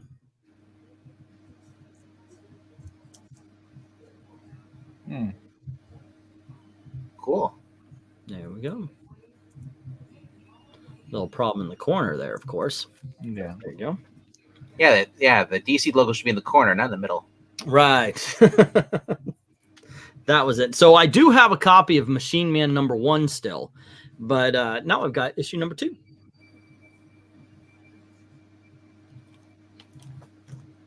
And that is followed up by issue number 3. And these are in pretty damn good condition. Yeah, it's not bad. Machine Man, the living robot. And then we have Rima of the Jungle, issue number 1. Machine Man versus Vision. And Rhyme of the Jungle was everyone's Moana, but only jazz musicians were smoking marijuana. Yeah. So Vision had more abilities. So probably Vision would be able to take him to fight. I'm not saying fighting, but I'm saying as far as who's the better character. it's midnight, gentlemen. The witching hour. Oh my gosh, there's a dead dog. Yep. There you go. Dear And this is God. issue number 46. Cancel this channel at 23 views or subscriber or people watching right now. There you go. Oh my gosh, this is sad to me. I get a book and I'm like, woo! All right, we got some weird war tales, and then he gets crappy. And then it looks at this. Yeah, this is still a $2 issue. Weird war tales. Yes. What's the inside look like? It's Pristine? issue number 24, but there you go. I'm still going to slap $2. I put it in. If the inside looks pristine, yeah, the inside is actually pretty good. We've had a couple of these. I mean, here it is. Centerfold looks fine. The art's good. There's the staples are in there tight. It's just the cover, and it's not faded because you have the light shining on it. You have the ring light on. Next up, we have my ring light is not on. Next up, we have Weird War Tales issue number 37. And this one is actually in pretty good shape. Wow. I got to go tell Zach that his people are being represented. Oh, are you kidding me? Zach must be having a blast with all the stuff that's going on around the country now. He always said that growing up, he wanted a submarine. And he meant a sandwich, dude. Okay, so here is issue number 119. Unfortunately, it's got a subscription fold, but there you go. Hey, at the tail end, he comes up. What's up, Mr. Breen? How are you doing? I'm just here for the goodbyes. Well, actually, I do have about 20 or 30 or so books, but they're the good ones. We're now into they're definitely going to be in the 3 to 5 range. Like I said, here we have issue number 119 of The Brave and the Bold. Nice. Now, you might be able to see that white line right there by presents and it goes all the way down. So there you go. But I stand by it. You're going to miss me when I'm gone, Jackson. Now we have issue number 17 of Swamp Thing. This is the first run. Isn't that a song? Miss you when I'm gone. So, yeah, this was definitely a 3 to 5, don't you think? Yep. And I might be going easy on that, but there you go. That is pretty damn cool. Next up, we have issue number 12. All right. We have issue number 12 of She-Hulk. This is one of those situations where there were a whole bunch of them, and I put a bid on everything. This is what I won from the She-Hulk. Oh, Savage She-Hulk. Yeah. Yep. All righty. Next up, we have Star Wars. Nothing but Star Wars. This one's kind of shiny. It's called Prelude to the Rebellion. Another universe exclusive.com.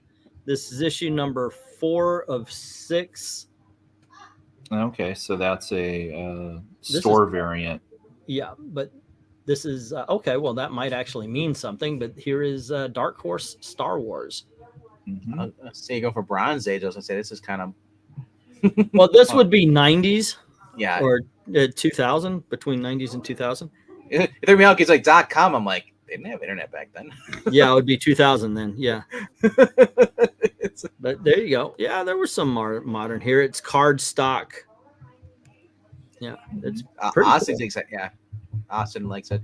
Dark Horse Star Wars. Next up, we have Shadows of the Empire, and this is issue number 3. That's one of the more memorable Dark Horse miniseries. And then we have Shadows of the Empire, issue number 2.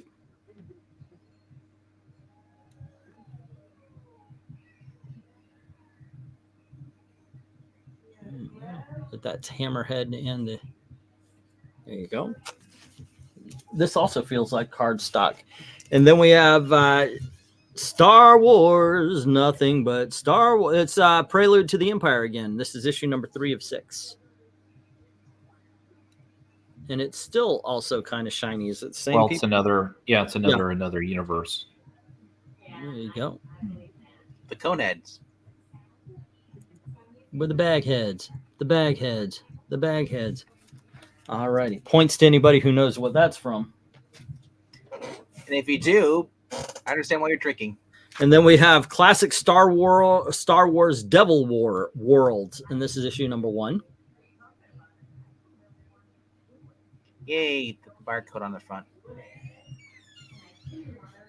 Well, if it's late, if it's a like 2000 book and it's got a barcode, that makes it.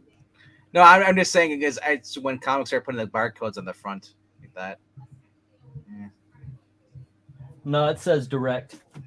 All righty. Next up, we have Star Wars Dark Empire 2. This is issue number 5.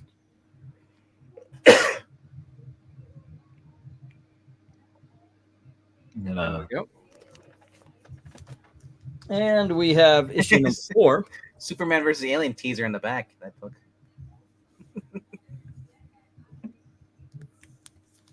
Oh yeah, Dark Empire is another one of the good miniseries from Dark Horse. Here's issue number 1 of Dark Empire number 2. Yeah, Tom Veitch and Cam Kennedy. Fast Thumper seems to be stuck on Lando. I hope his computer gets fixed. It's stuck on Lando because Lando's stuck on you. And then we have issue number 2 of 6. Oh. Build the Williams. If you build them, you will come. Oh, sticky again. It's that guy you. And then are you saying we are stuck? No, we're not. All right. And here is Dark Empire issue number 3. Cam Kennedy. I didn't realize that she used to be a cam girl. Okay. And then we have issue number 4.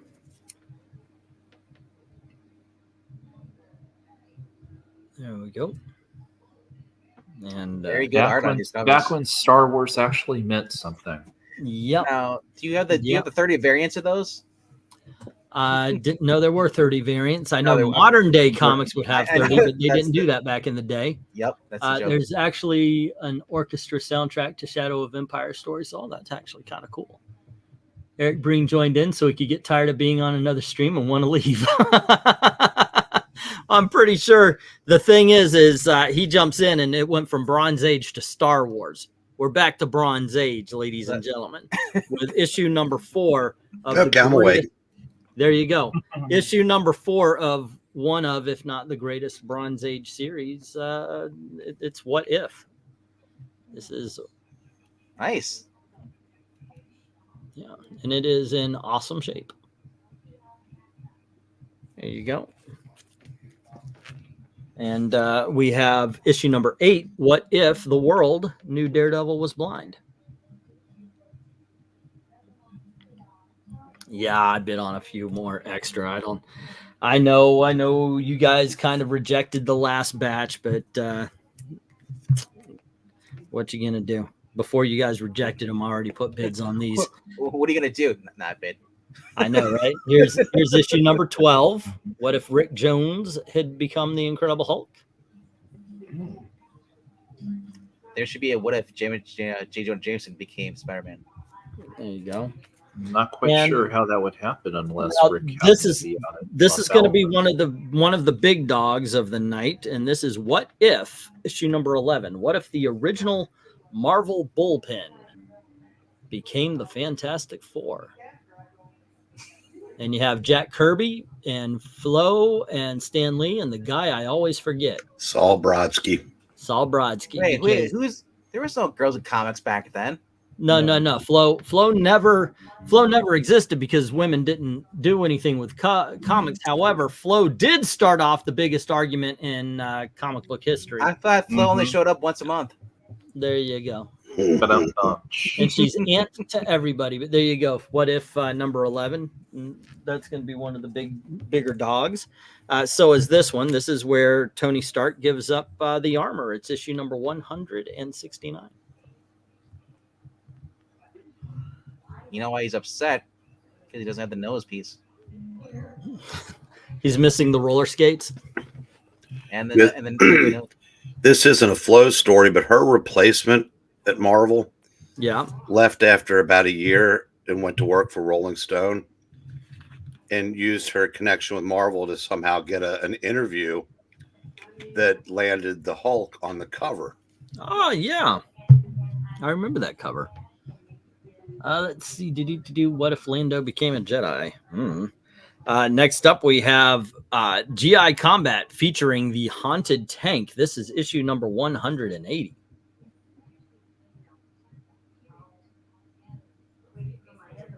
none of that tank. Nuns with guns.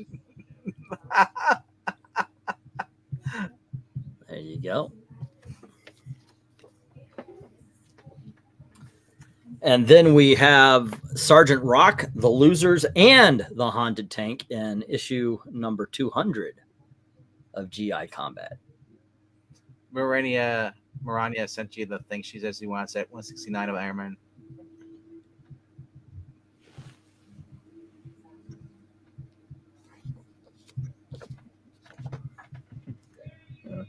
You know, she says, I sent you the ledger the other day. I couldn't open it. I tried.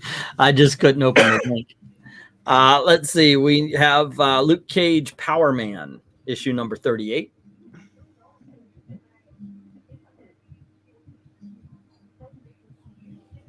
That's funny. I'm looking to see if Zach sent some that says he wants that one, but I'm not seeing it. And then we have this is, I think, the first appearance of Black Mariah. This is issue number 5. I'm pretty sure if you Google nuns with guns image search, you'll find a movie. Yeah, I've seen that on Tubi. Well, she lost a lot of weight between that cover and the Netflix show. Yeah, she did. There you go. I mean, so you're saying they should have had this? Unfortunately, I can feel some waving right here. I don't know if it's actual water damage or if it's moisture damage. I think they're gonna say I can feel some weight to this book. No, not yeah. That's funny. I know what you're thinking. Venkman and Lizzo would have been more comic accurate. I know, right? Okay. Now it doesn't affect the story because it's all on the bottom, but yeah, it goes right on through. So I do have to pay attention to that. But yeah, this bottom section right here, you can feel it and see it. So, all right. Well, I got burned on that one. You should be happy you have burn on the book. But that's not the biggest mistake I have made, ladies and gentlemen. Stay to the end. I will show you the biggest mistake I have ever made bidding on comics to sell in the auction. It is a lesson you should learn the easy way, since I learned it the hard way. All righty. Is it Rainbow, right? Stick around to the end of the lots here. Next up, we have the very first appearance of Ultron's bride, ladies and gentlemen, otherwise known as Jocasta. There we go. That book is so good. Issue 162. How good is it? It's so good.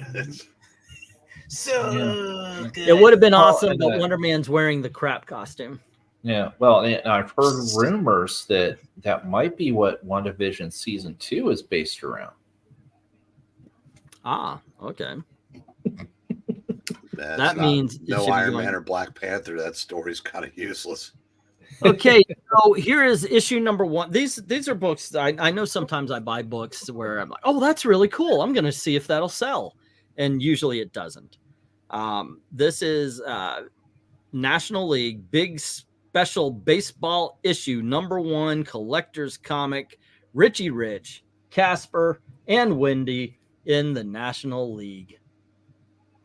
Mm-hmm. And you had that once before, a long time ago, but it did not look like this. No, I think that looks a little bit better than the one that I got. Yeah, this And looks Eric, a lot I better. disagree. There is a new Iron person. It is a Riri Williams, and there's also Shiri, whatever her name is the new Black Panther. So they could definitely do it. It just wouldn't be. Get with it, racist. Yeah. Well, and I would love to find the Giants variant of that Richie Rich. Oh yeah. Yeah. I'll keep an eye out for it. This is issue number 21. DC Comics. The Phantom Stranger. I haven't had a Phantom Stranger issue in a long time. Released to a stranger, if he's appeared to everybody knows him. I know, right? He's been around and teamed up with everybody. I am the Phantom Stranger. We know you, dude. Yeah. But continuing. Really know him? I will, if I can get a hold of these, I will get a hold of these. You guys, this is another book you guys have rejected, but I'm going to try to put together a set. And I'm going to try to sell each one as it comes, though. This is issue number 8 of The Demon. Now, I had one of these and they sold. I'll put this up again. Problem with, I think, 2 of the ones that I have, they're key issues. There's only 2 key issues on The Demon, other than every issue of The Demon being a little bit. Hey, I got something you're going to enjoy here, Eric. If you haven't already enjoyed these other books. This is a 100-page. I didn't notice the trouble at the top when I bought it. That's bad. My bad. Let's see. A new shocking tale. Batman becomes Bat Murderer. Good Lord, Batman. You didn't have to kill her. And this is issue number 444. Yep. Nice. That's cool. Yeah. Is that in the giveaway? Hey, it might just be. I might just, because I did not see that top when I was looking at it. Still an awesome book, though. It is an awesome book. Maybe it would make a good giveaway. All right. I'll take it for free. Yeah. Hey. All right. Okay. So the giveaways, what it is every $10 gets you on the list for whatever books I'm giving away.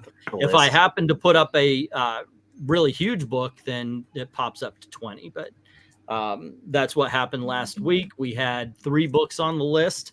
An autograph by Marv Wolfman, an autograph by Walter Simonson, and if you Simonson, did I get it wrong? Well, I was saying it's the only good time to be on a list, because usually when someone says you're on a list, it's usually a government. And and those were like every $10 got you onto that. But I had a Neil Adams signature as well, and that was 20 or higher. But here we have Supervillain Team Up. And we're 2 of Marvel's mightiest together, Dr. Doom and the Savage Submariner, Tiger Shark, Atuma, and if Doom can't defeat them, a Sea Prince must die. There you go. And this is issue number 2. Nice. There's only 2 of them, right? Oh, no, there's a few of them. Or was there one? It was called something else, wasn't it? It was a different I'll version. tell you what, though. A lot of people value Supervillain Team Up more than $10.58. I tried to get one. All righty, and this one might actually end up being one of the giveaways as well. This is what is that? Nope, that's actually the cover. Okay, woo. There we are. All righty, and this is Ragman number 1. And this best book ever, Carney Ingleton. Yes. This also serves as Ragman's first appearance. So there you go. All right. Greatest DC hero ever live. Bum, bum. Next up, we have these. I think this is the 3rd printing. I tried for the 5th printing of the first issue. I did not get it by a lot. I put $35 on it. and that thing went up to around $60. The fifth printing of issue number 1. But I did manage to get book 2 here, and this is Eastman and Laird's Teenage Mutant Ninja Turtles. Wow, issue number 2. She doesn't look black there. Is that Richard Corbin? No, that's Raphael. Oh, shut up. There you go. But yeah, I'm very happy to have gotten this one. I hope somebody out there is interested For two big reasons. What printing did you say it is? This is the third printing. So there we go. Ash says yes, it is Richard Corbin. I recognize those boobs anywhere. Okay. All righty. God, I love this thing, man. What a freaking opening right there. Kiss your butt goodbye, Raphael. I love this book, man.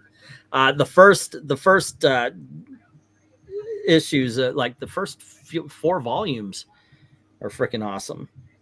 Back when they were angry, just taking their frustration on everybody. Yeah.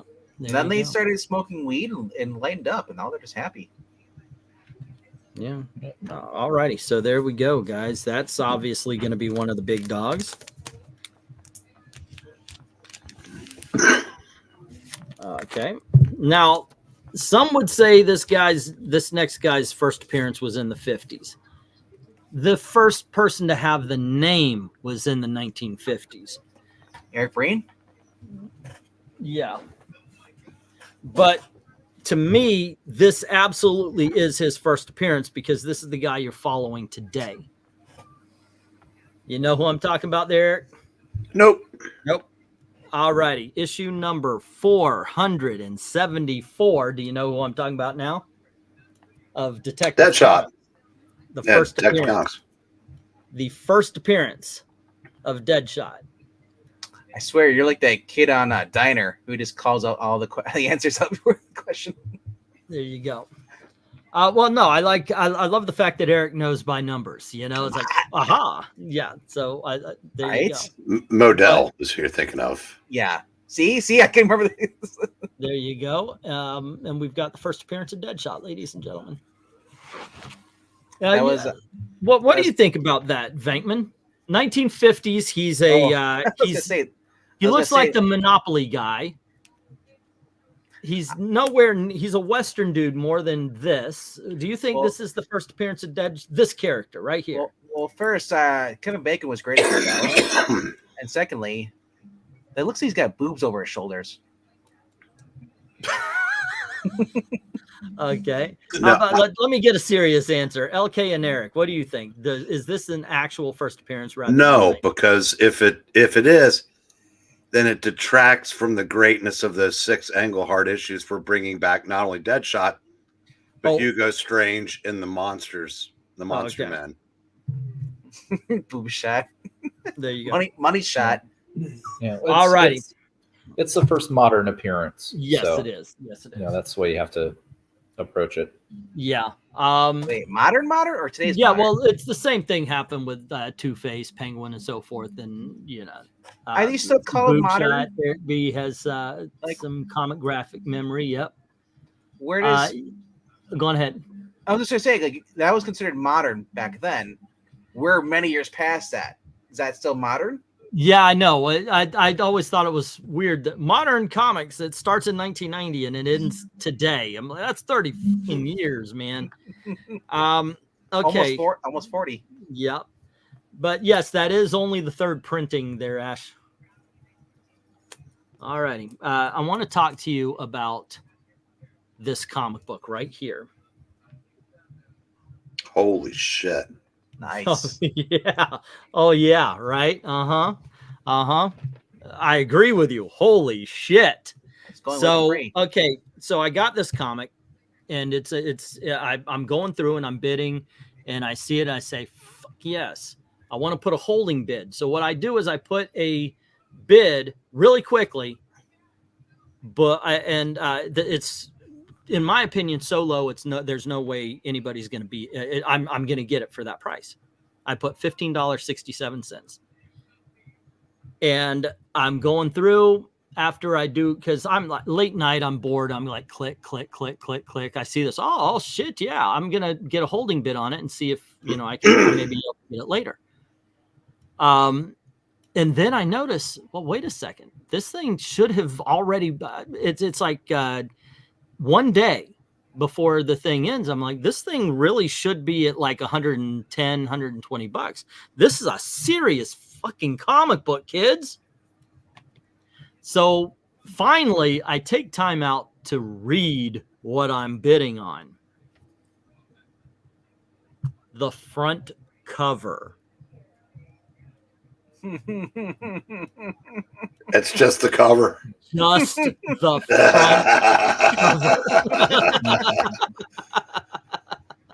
So this was the biggest mistake I've ever made doing this, ever. So make sure you're reading what you're bidding on before you bid on it. Frame it, put it on your wall. Oh, it's a shame that you weren't bidding on the front cover of Detective Comics 400. Yeah. Because here's the back cover and the rest of the book. Detective Comics 400, man. Yeah, first man bat. I don't suppose you have a 251 you need a front cover of. No, I don't. But I'll tell you what. I've got a box here. I might look through it just to see, but I doubt it. Yeah. Oh, no. Jay, not just the cover. This is we can't see it. There you go. This is just the front cover. Now, I mean, that is a gorgeous cover, man. I can put this on the wall and be very happy. That is fine. But what I can't be happy about is the fact that I ended up spending $9.65 on only the cover. Because I put a $15 and I'll put a $15 bid on this book, and it'll probably, if I only spent $80 on a collection and that book was 120, I would go, yes, let me get that. Get your Zatanna book, the coverless one. Yeah, put this one. Yeah, but there you go. Be very sure, guys, what you're bidding on before you do that. Is that Lois behind Breen or a girl from Jughead? It's Veronica. Oh, let's see it. Pop the camera back on, man. It's the only toy I've ever bought from Ollie's. Ah. Oh. Oh. Yeah, I saw those. I saw those figures there. Hey, yeah. look, the Santa hats back still there. I would let me highlight. This was several months ago.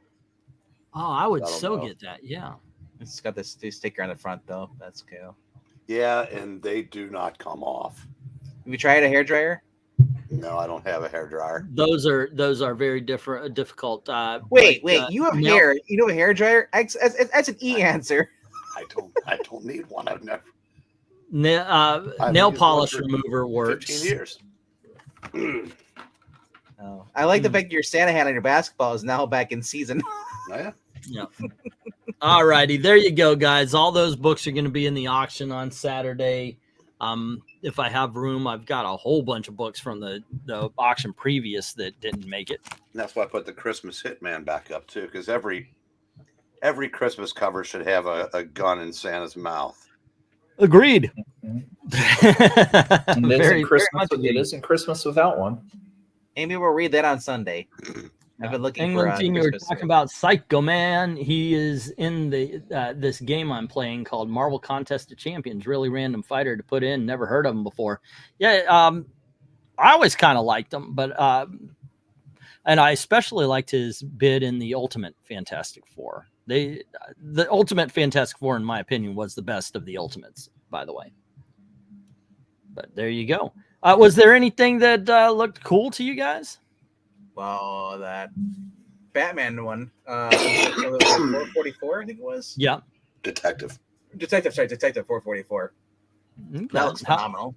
How about you, okay? It would be those Marvel team-ups you had at the beginning of the night.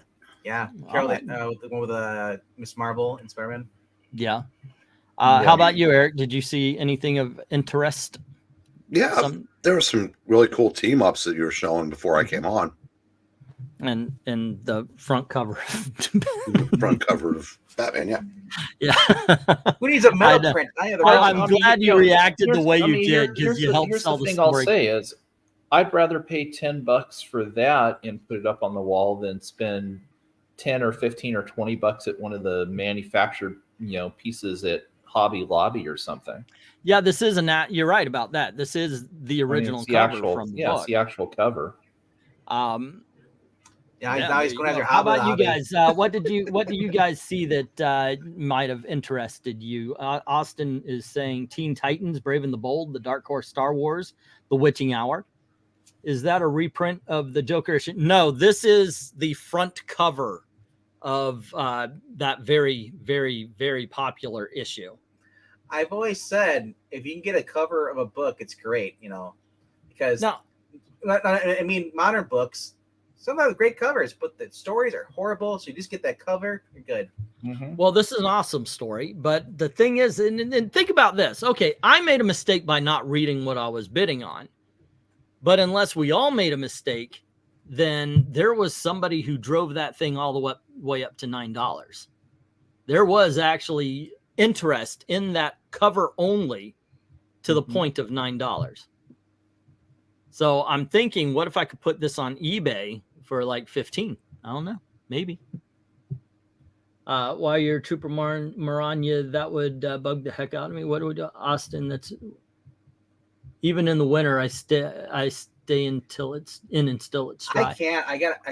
I instantly just, I have short hair. I wash my hair and then I blow dry it instantly because if I have to go outside, I'm gonna get a migraine. No. Yeah. No, I always towel dry here too. I do that too, yeah. Okay, me too. You just buff and polish your. That's basically it. No, actually, hey, it's real. It's real skin. I do like to actually wash it. He's Homer. He's like the little. Once due to saying the Richie Rich National League appealed. Yeah, I like that book as well. That's why I got it. I'm really, sometimes I just buy for me and hope you guys enjoy it as well. And I just like owning that issue for a while. The first appearance of Deadshot being one of those. I don't think it's a keeper for me, so I will be selling it. But yeah, sometimes I just do that. Oh, that's cool. I wonder if there have been books where I look and I go, I wonder if Eric would like this. Right. But I don't know what you got, dude. The Richie Rich was cool. I've never seen that. Really? It was Eric. It was in the auction probably at least 6 months, if not longer ago. I think it was. I might have been a time wasn't on at that particular moment. I don't know. The books I have in question. The books I have a question about. Like I go to my comic shop and I see like Joe DiMaggio, the real life stories back from the golden age. Like my comic shop has what is his name? Rizzuto. Phil Rizzuto. Yeah, Phil Rizzuto. I was thinking, oh, these are kind of cool. I wonder if, sounds like an Italian dish. Hey, I bought something, and then it's like, well, I have 3 right here. Do you know what you know how you would know Phil Rizzuto, other than sports? Okay, how? The Meatloaf song, "Paradise by the Dashboard Light." Yeah, he's the radio announcer. Oh, really? Oh, he did not know what he was lending his voice to, and was not at all happy when he found out. Yeah, I'll go one better. Do you remember the old television ads for the Money Store? Yes. Okay, that was Phil Rizzuto. Phil Rizzuto was the spokesman for the Money Store. Yeah, I thought you were full Italian. Your other half is Irish. I'll say French. Oh yeah, Maranya is half Italian. I know a good gift for Englentine turtle wax. It gives a hard shell finish. Yeah, that or Armor All. I do. I'm starting to remember. I do have to make money this week, and I do have an Iron Man. I'm learning. Goodness gracious, the Iron Man's just kind of getting eaten up. There you go, guys. Say again. I was answering MK. I do not know that story, or I might be refreshed on it, but yeah. But anywho, 8 o'clock Eastern, Saturday night, we're going to be doing the auction. All the books here are going to be in them. I'm going to throw in some from the past auction that we didn't get to. And then the books you can win. Which ones are those? Once again, I always reserve the right. I'm going to go through them tonight and really figure. I'll put up a community post tomorrow saying which ones we could win. But I'm really aiming. Definitely, I think Ragman #1. That one's going to be in there. The other ones, it might be, the Detective Comics might go up there, and or don't put it in there. What is the price for Detective? The Detective, probably around $8 to $10, depending. So, let me ask you, something real quick. Yeah. As soon as I saw that, I went on to eBay and looked that up. Saw a ton of Dodger variants, but no Giants. Were there variants for all the teams or just a few? I think it was just a few. I mean, because they've only got 3 others. They've got the Dodgers, the Phillies, and the Giants listed on CBR. I haven't looked at I haven't looked at my comic shop to see if they it's out of stock. That's shocking, I know. Well, it says it's in stock until you click it. Yeah. So someone might have just bought one tonight. Yeah, I'm sure. But I mean, just if you look at that variant, so I mean, basically it was separated. It had a little ad for whoever the local radio station is that is broadcasting the games at the time. And it's just it's also the old 70s Giants logo. Yeah, I was kind of hoping there'd be a Reds one because that was coming off a World Series when they were the best team in baseball, but there isn't one. Yeah, this thing is priced all over the place. Looking at it. Yeah. Well, the other thing the other thing that's interesting too is that they only did just the National League. They did not do an American League one. Yeah, there's I said Charlton did that for the NFL in '69, but not the AFL. So I don't know what why. Well, that would make sense because the NFL and the AFL were rivals at that point. So that doesn't surprise me. Let's see. Okay, so I got you got one. Yeah, but the merger was already 3 years old, so that ship was brought. Those battles had already been fought. That is interesting. This book that we're talking about the National League, the Dodgers one. I see 10 copies being sold for $40. Astros. Okay, so there's actually a couple other ones. There was the Pirates and there was an Astros, at least according to my comic shop.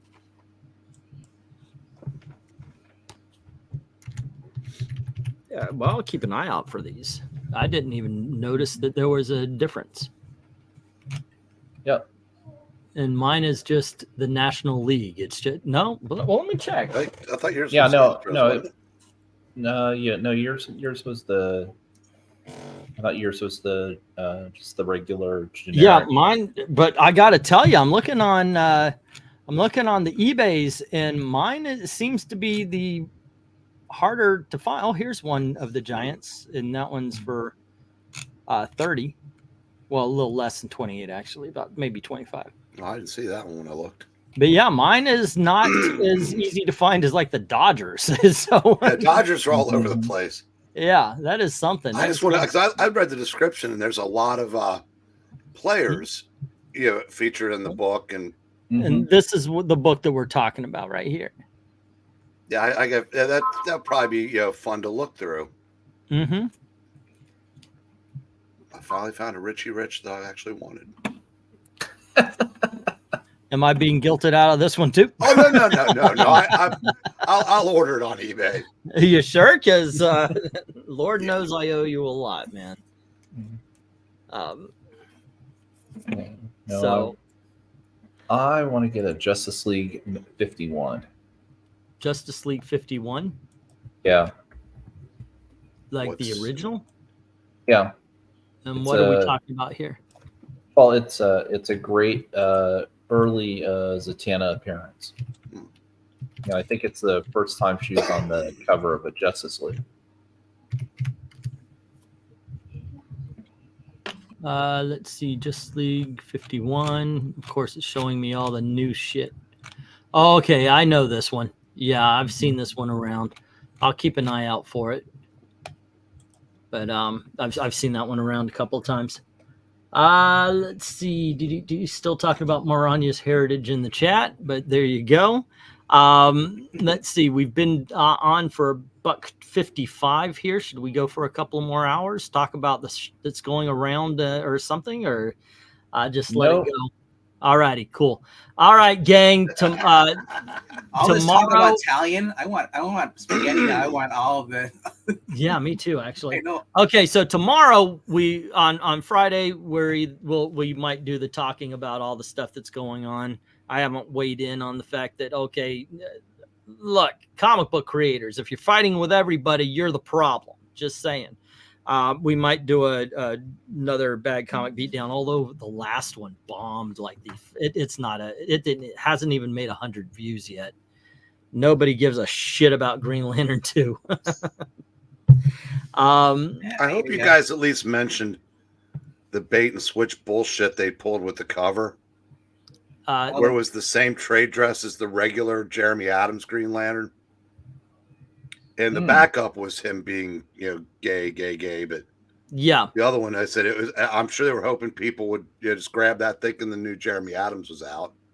That wasn't mentioned, but yeah, that's cool. But if you haven't seen the video, please check it out. Let's see. We do have other bad comics to beat down, but I really want to play Jeopardy. We're not going to have Maranya, but we'll probably have LK and Dalton. We just need another player. So if you guys want to join us, say again. You're welcome to join us. We're going to do some readings tomorrow too. We want to jump in too. You guys get done early. I'm trying to get this channel going again on Fridays and such.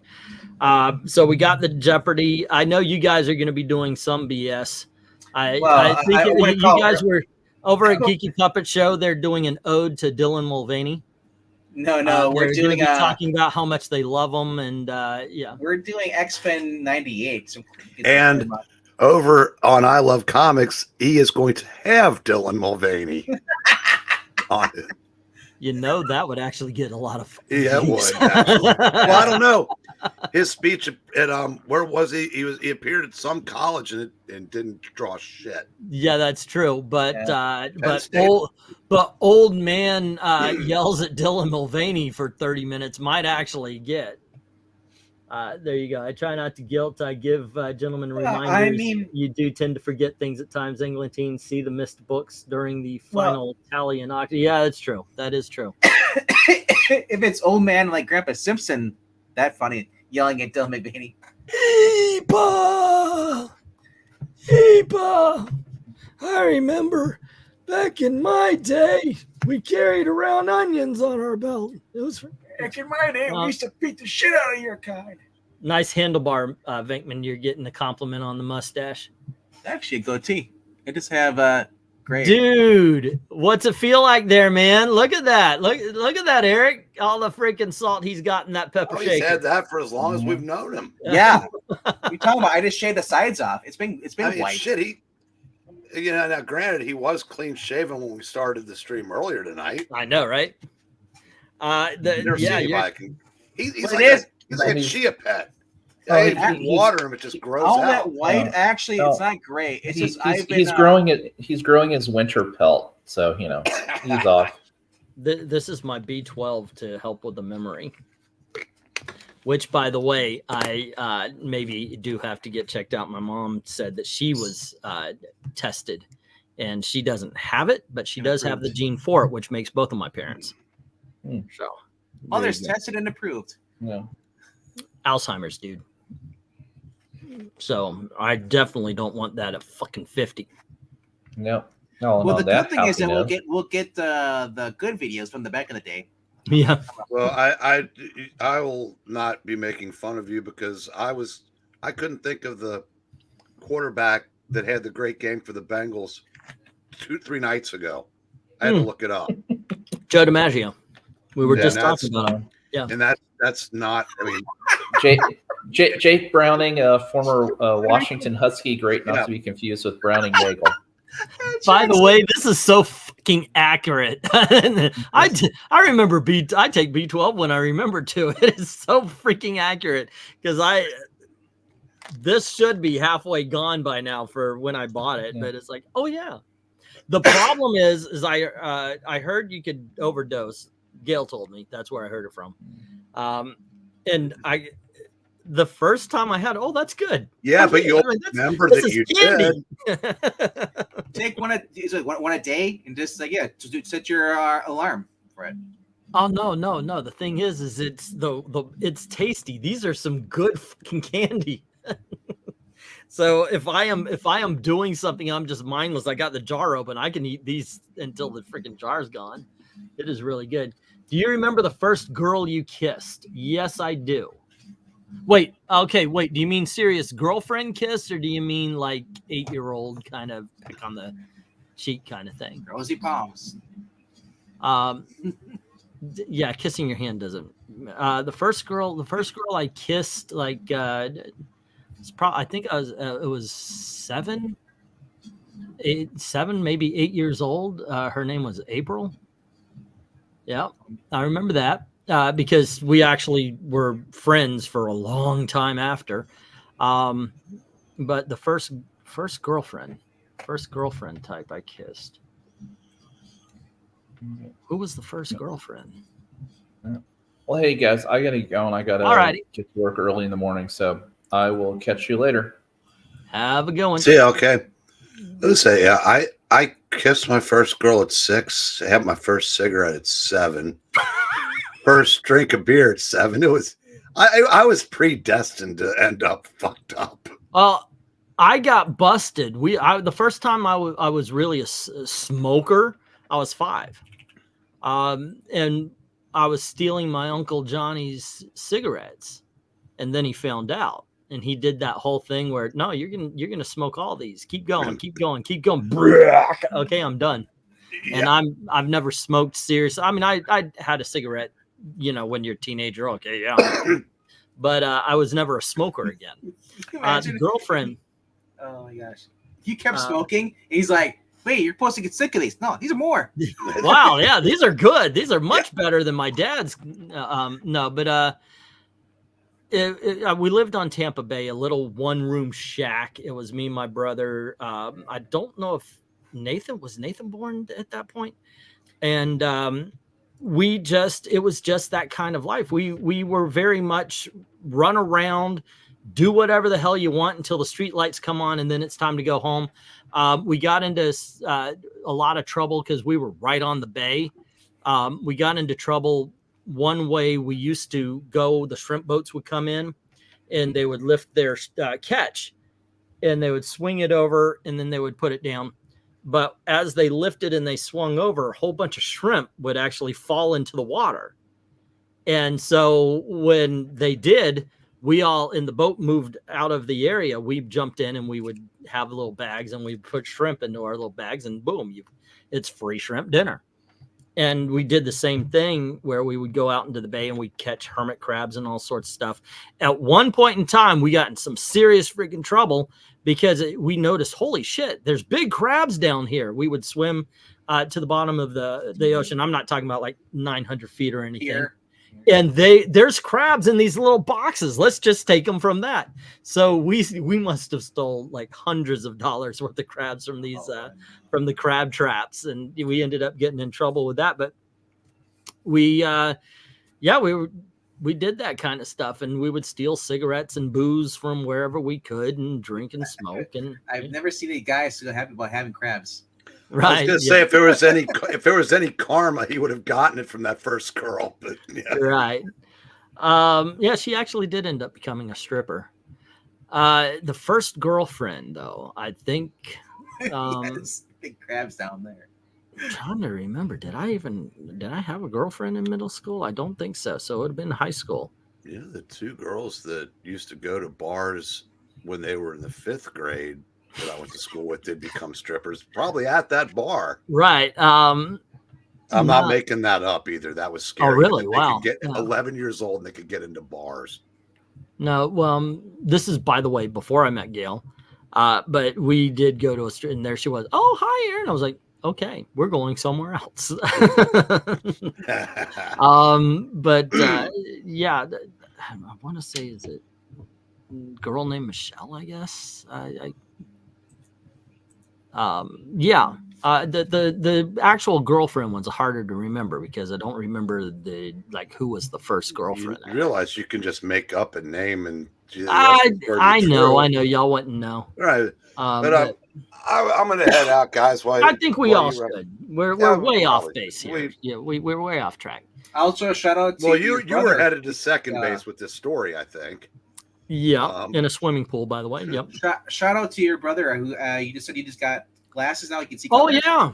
I'm gonna actually make a video. He asked to go to because here's the story. My brother, Chef Jack, is colorblind. He has seen the entire world in shades of gray. There's a line in Ed Wood that he actually really liked because it's very accurate. They hold up two dresses, and he says, they ask, which one do you think? They're asking the cameraman, and he goes, the dark gray one. And that's basically how he's seen life. Well, now they've got these glasses that correct color blindness. And my mom and dad for Christmas bought them for him. And instead of waiting, because I think, it is kind of cruel. Okay, we're going to put these in a box and he's not going to see color for the next 15 days, instead of right now. Merry Christmas. Here's your glasses, which they did. And they filmed it. And it's really, it really is a good inspirational video. To watch. My brother looks so old. God bless him. But he puts these things on and he breaks down. He's just, because first time the world is opened up in color for him. And his big request was that he wants to go to a theme park at Christmas, because at nighttime, these theme parks really do they light up. Christmas lights, all that stuff. Yeah. And so we're going to go to Universal. I'm going to make a video of it and document everything. So we're going to have that. I don't know if I'm going to exploit my brother. If he does have a crying fit, and I don't know if I'm like, cry, bitch, cry, I'm shorts, or anything like that. Shorts. Yeah. This is gold. All right, but it's but gold, still, Jerry, gold. But still, I'll make sure to do that. It's really kind of cool. I want to get him out and seeing the world and such like this, as far as that. Because he's like me, he loves the theme parks. So yeah, next Tuesday we're gonna go. I'll probably have video for it on Wednesday and such. But it is so cool that now he is seeing things the way they're supposed. Because he was like, "Oh wow, that's a red car." If you've watched the video, he actually says that's a red car. Well, that's what stop sign means. Which is kind of funny. The red light, green light. He used to say his favorite color is green, which I was like, okay, well, what is green to a colorblind person? It's just this different shade. So yeah. Alrighty, there you go. 40 minutes later. You kids have a great time. Join us Saturday for the auction at 8 p.m. Eastern. Tomorrow for our discussions and so forth and so on. The reading over at Geeky Puppet Show, which starts at 10. 8:15 Eastern. Yeah, I'll be on at 9. So y'all don't have to pay attention. Here's how you solve this. Just have a tab open for his, mute his. There you go. Yeah, watch ours and mute theirs. There you go. All righty, kids. Once again, you guys have a great time. And as always, thank you very, very much for watching. Good night, kids.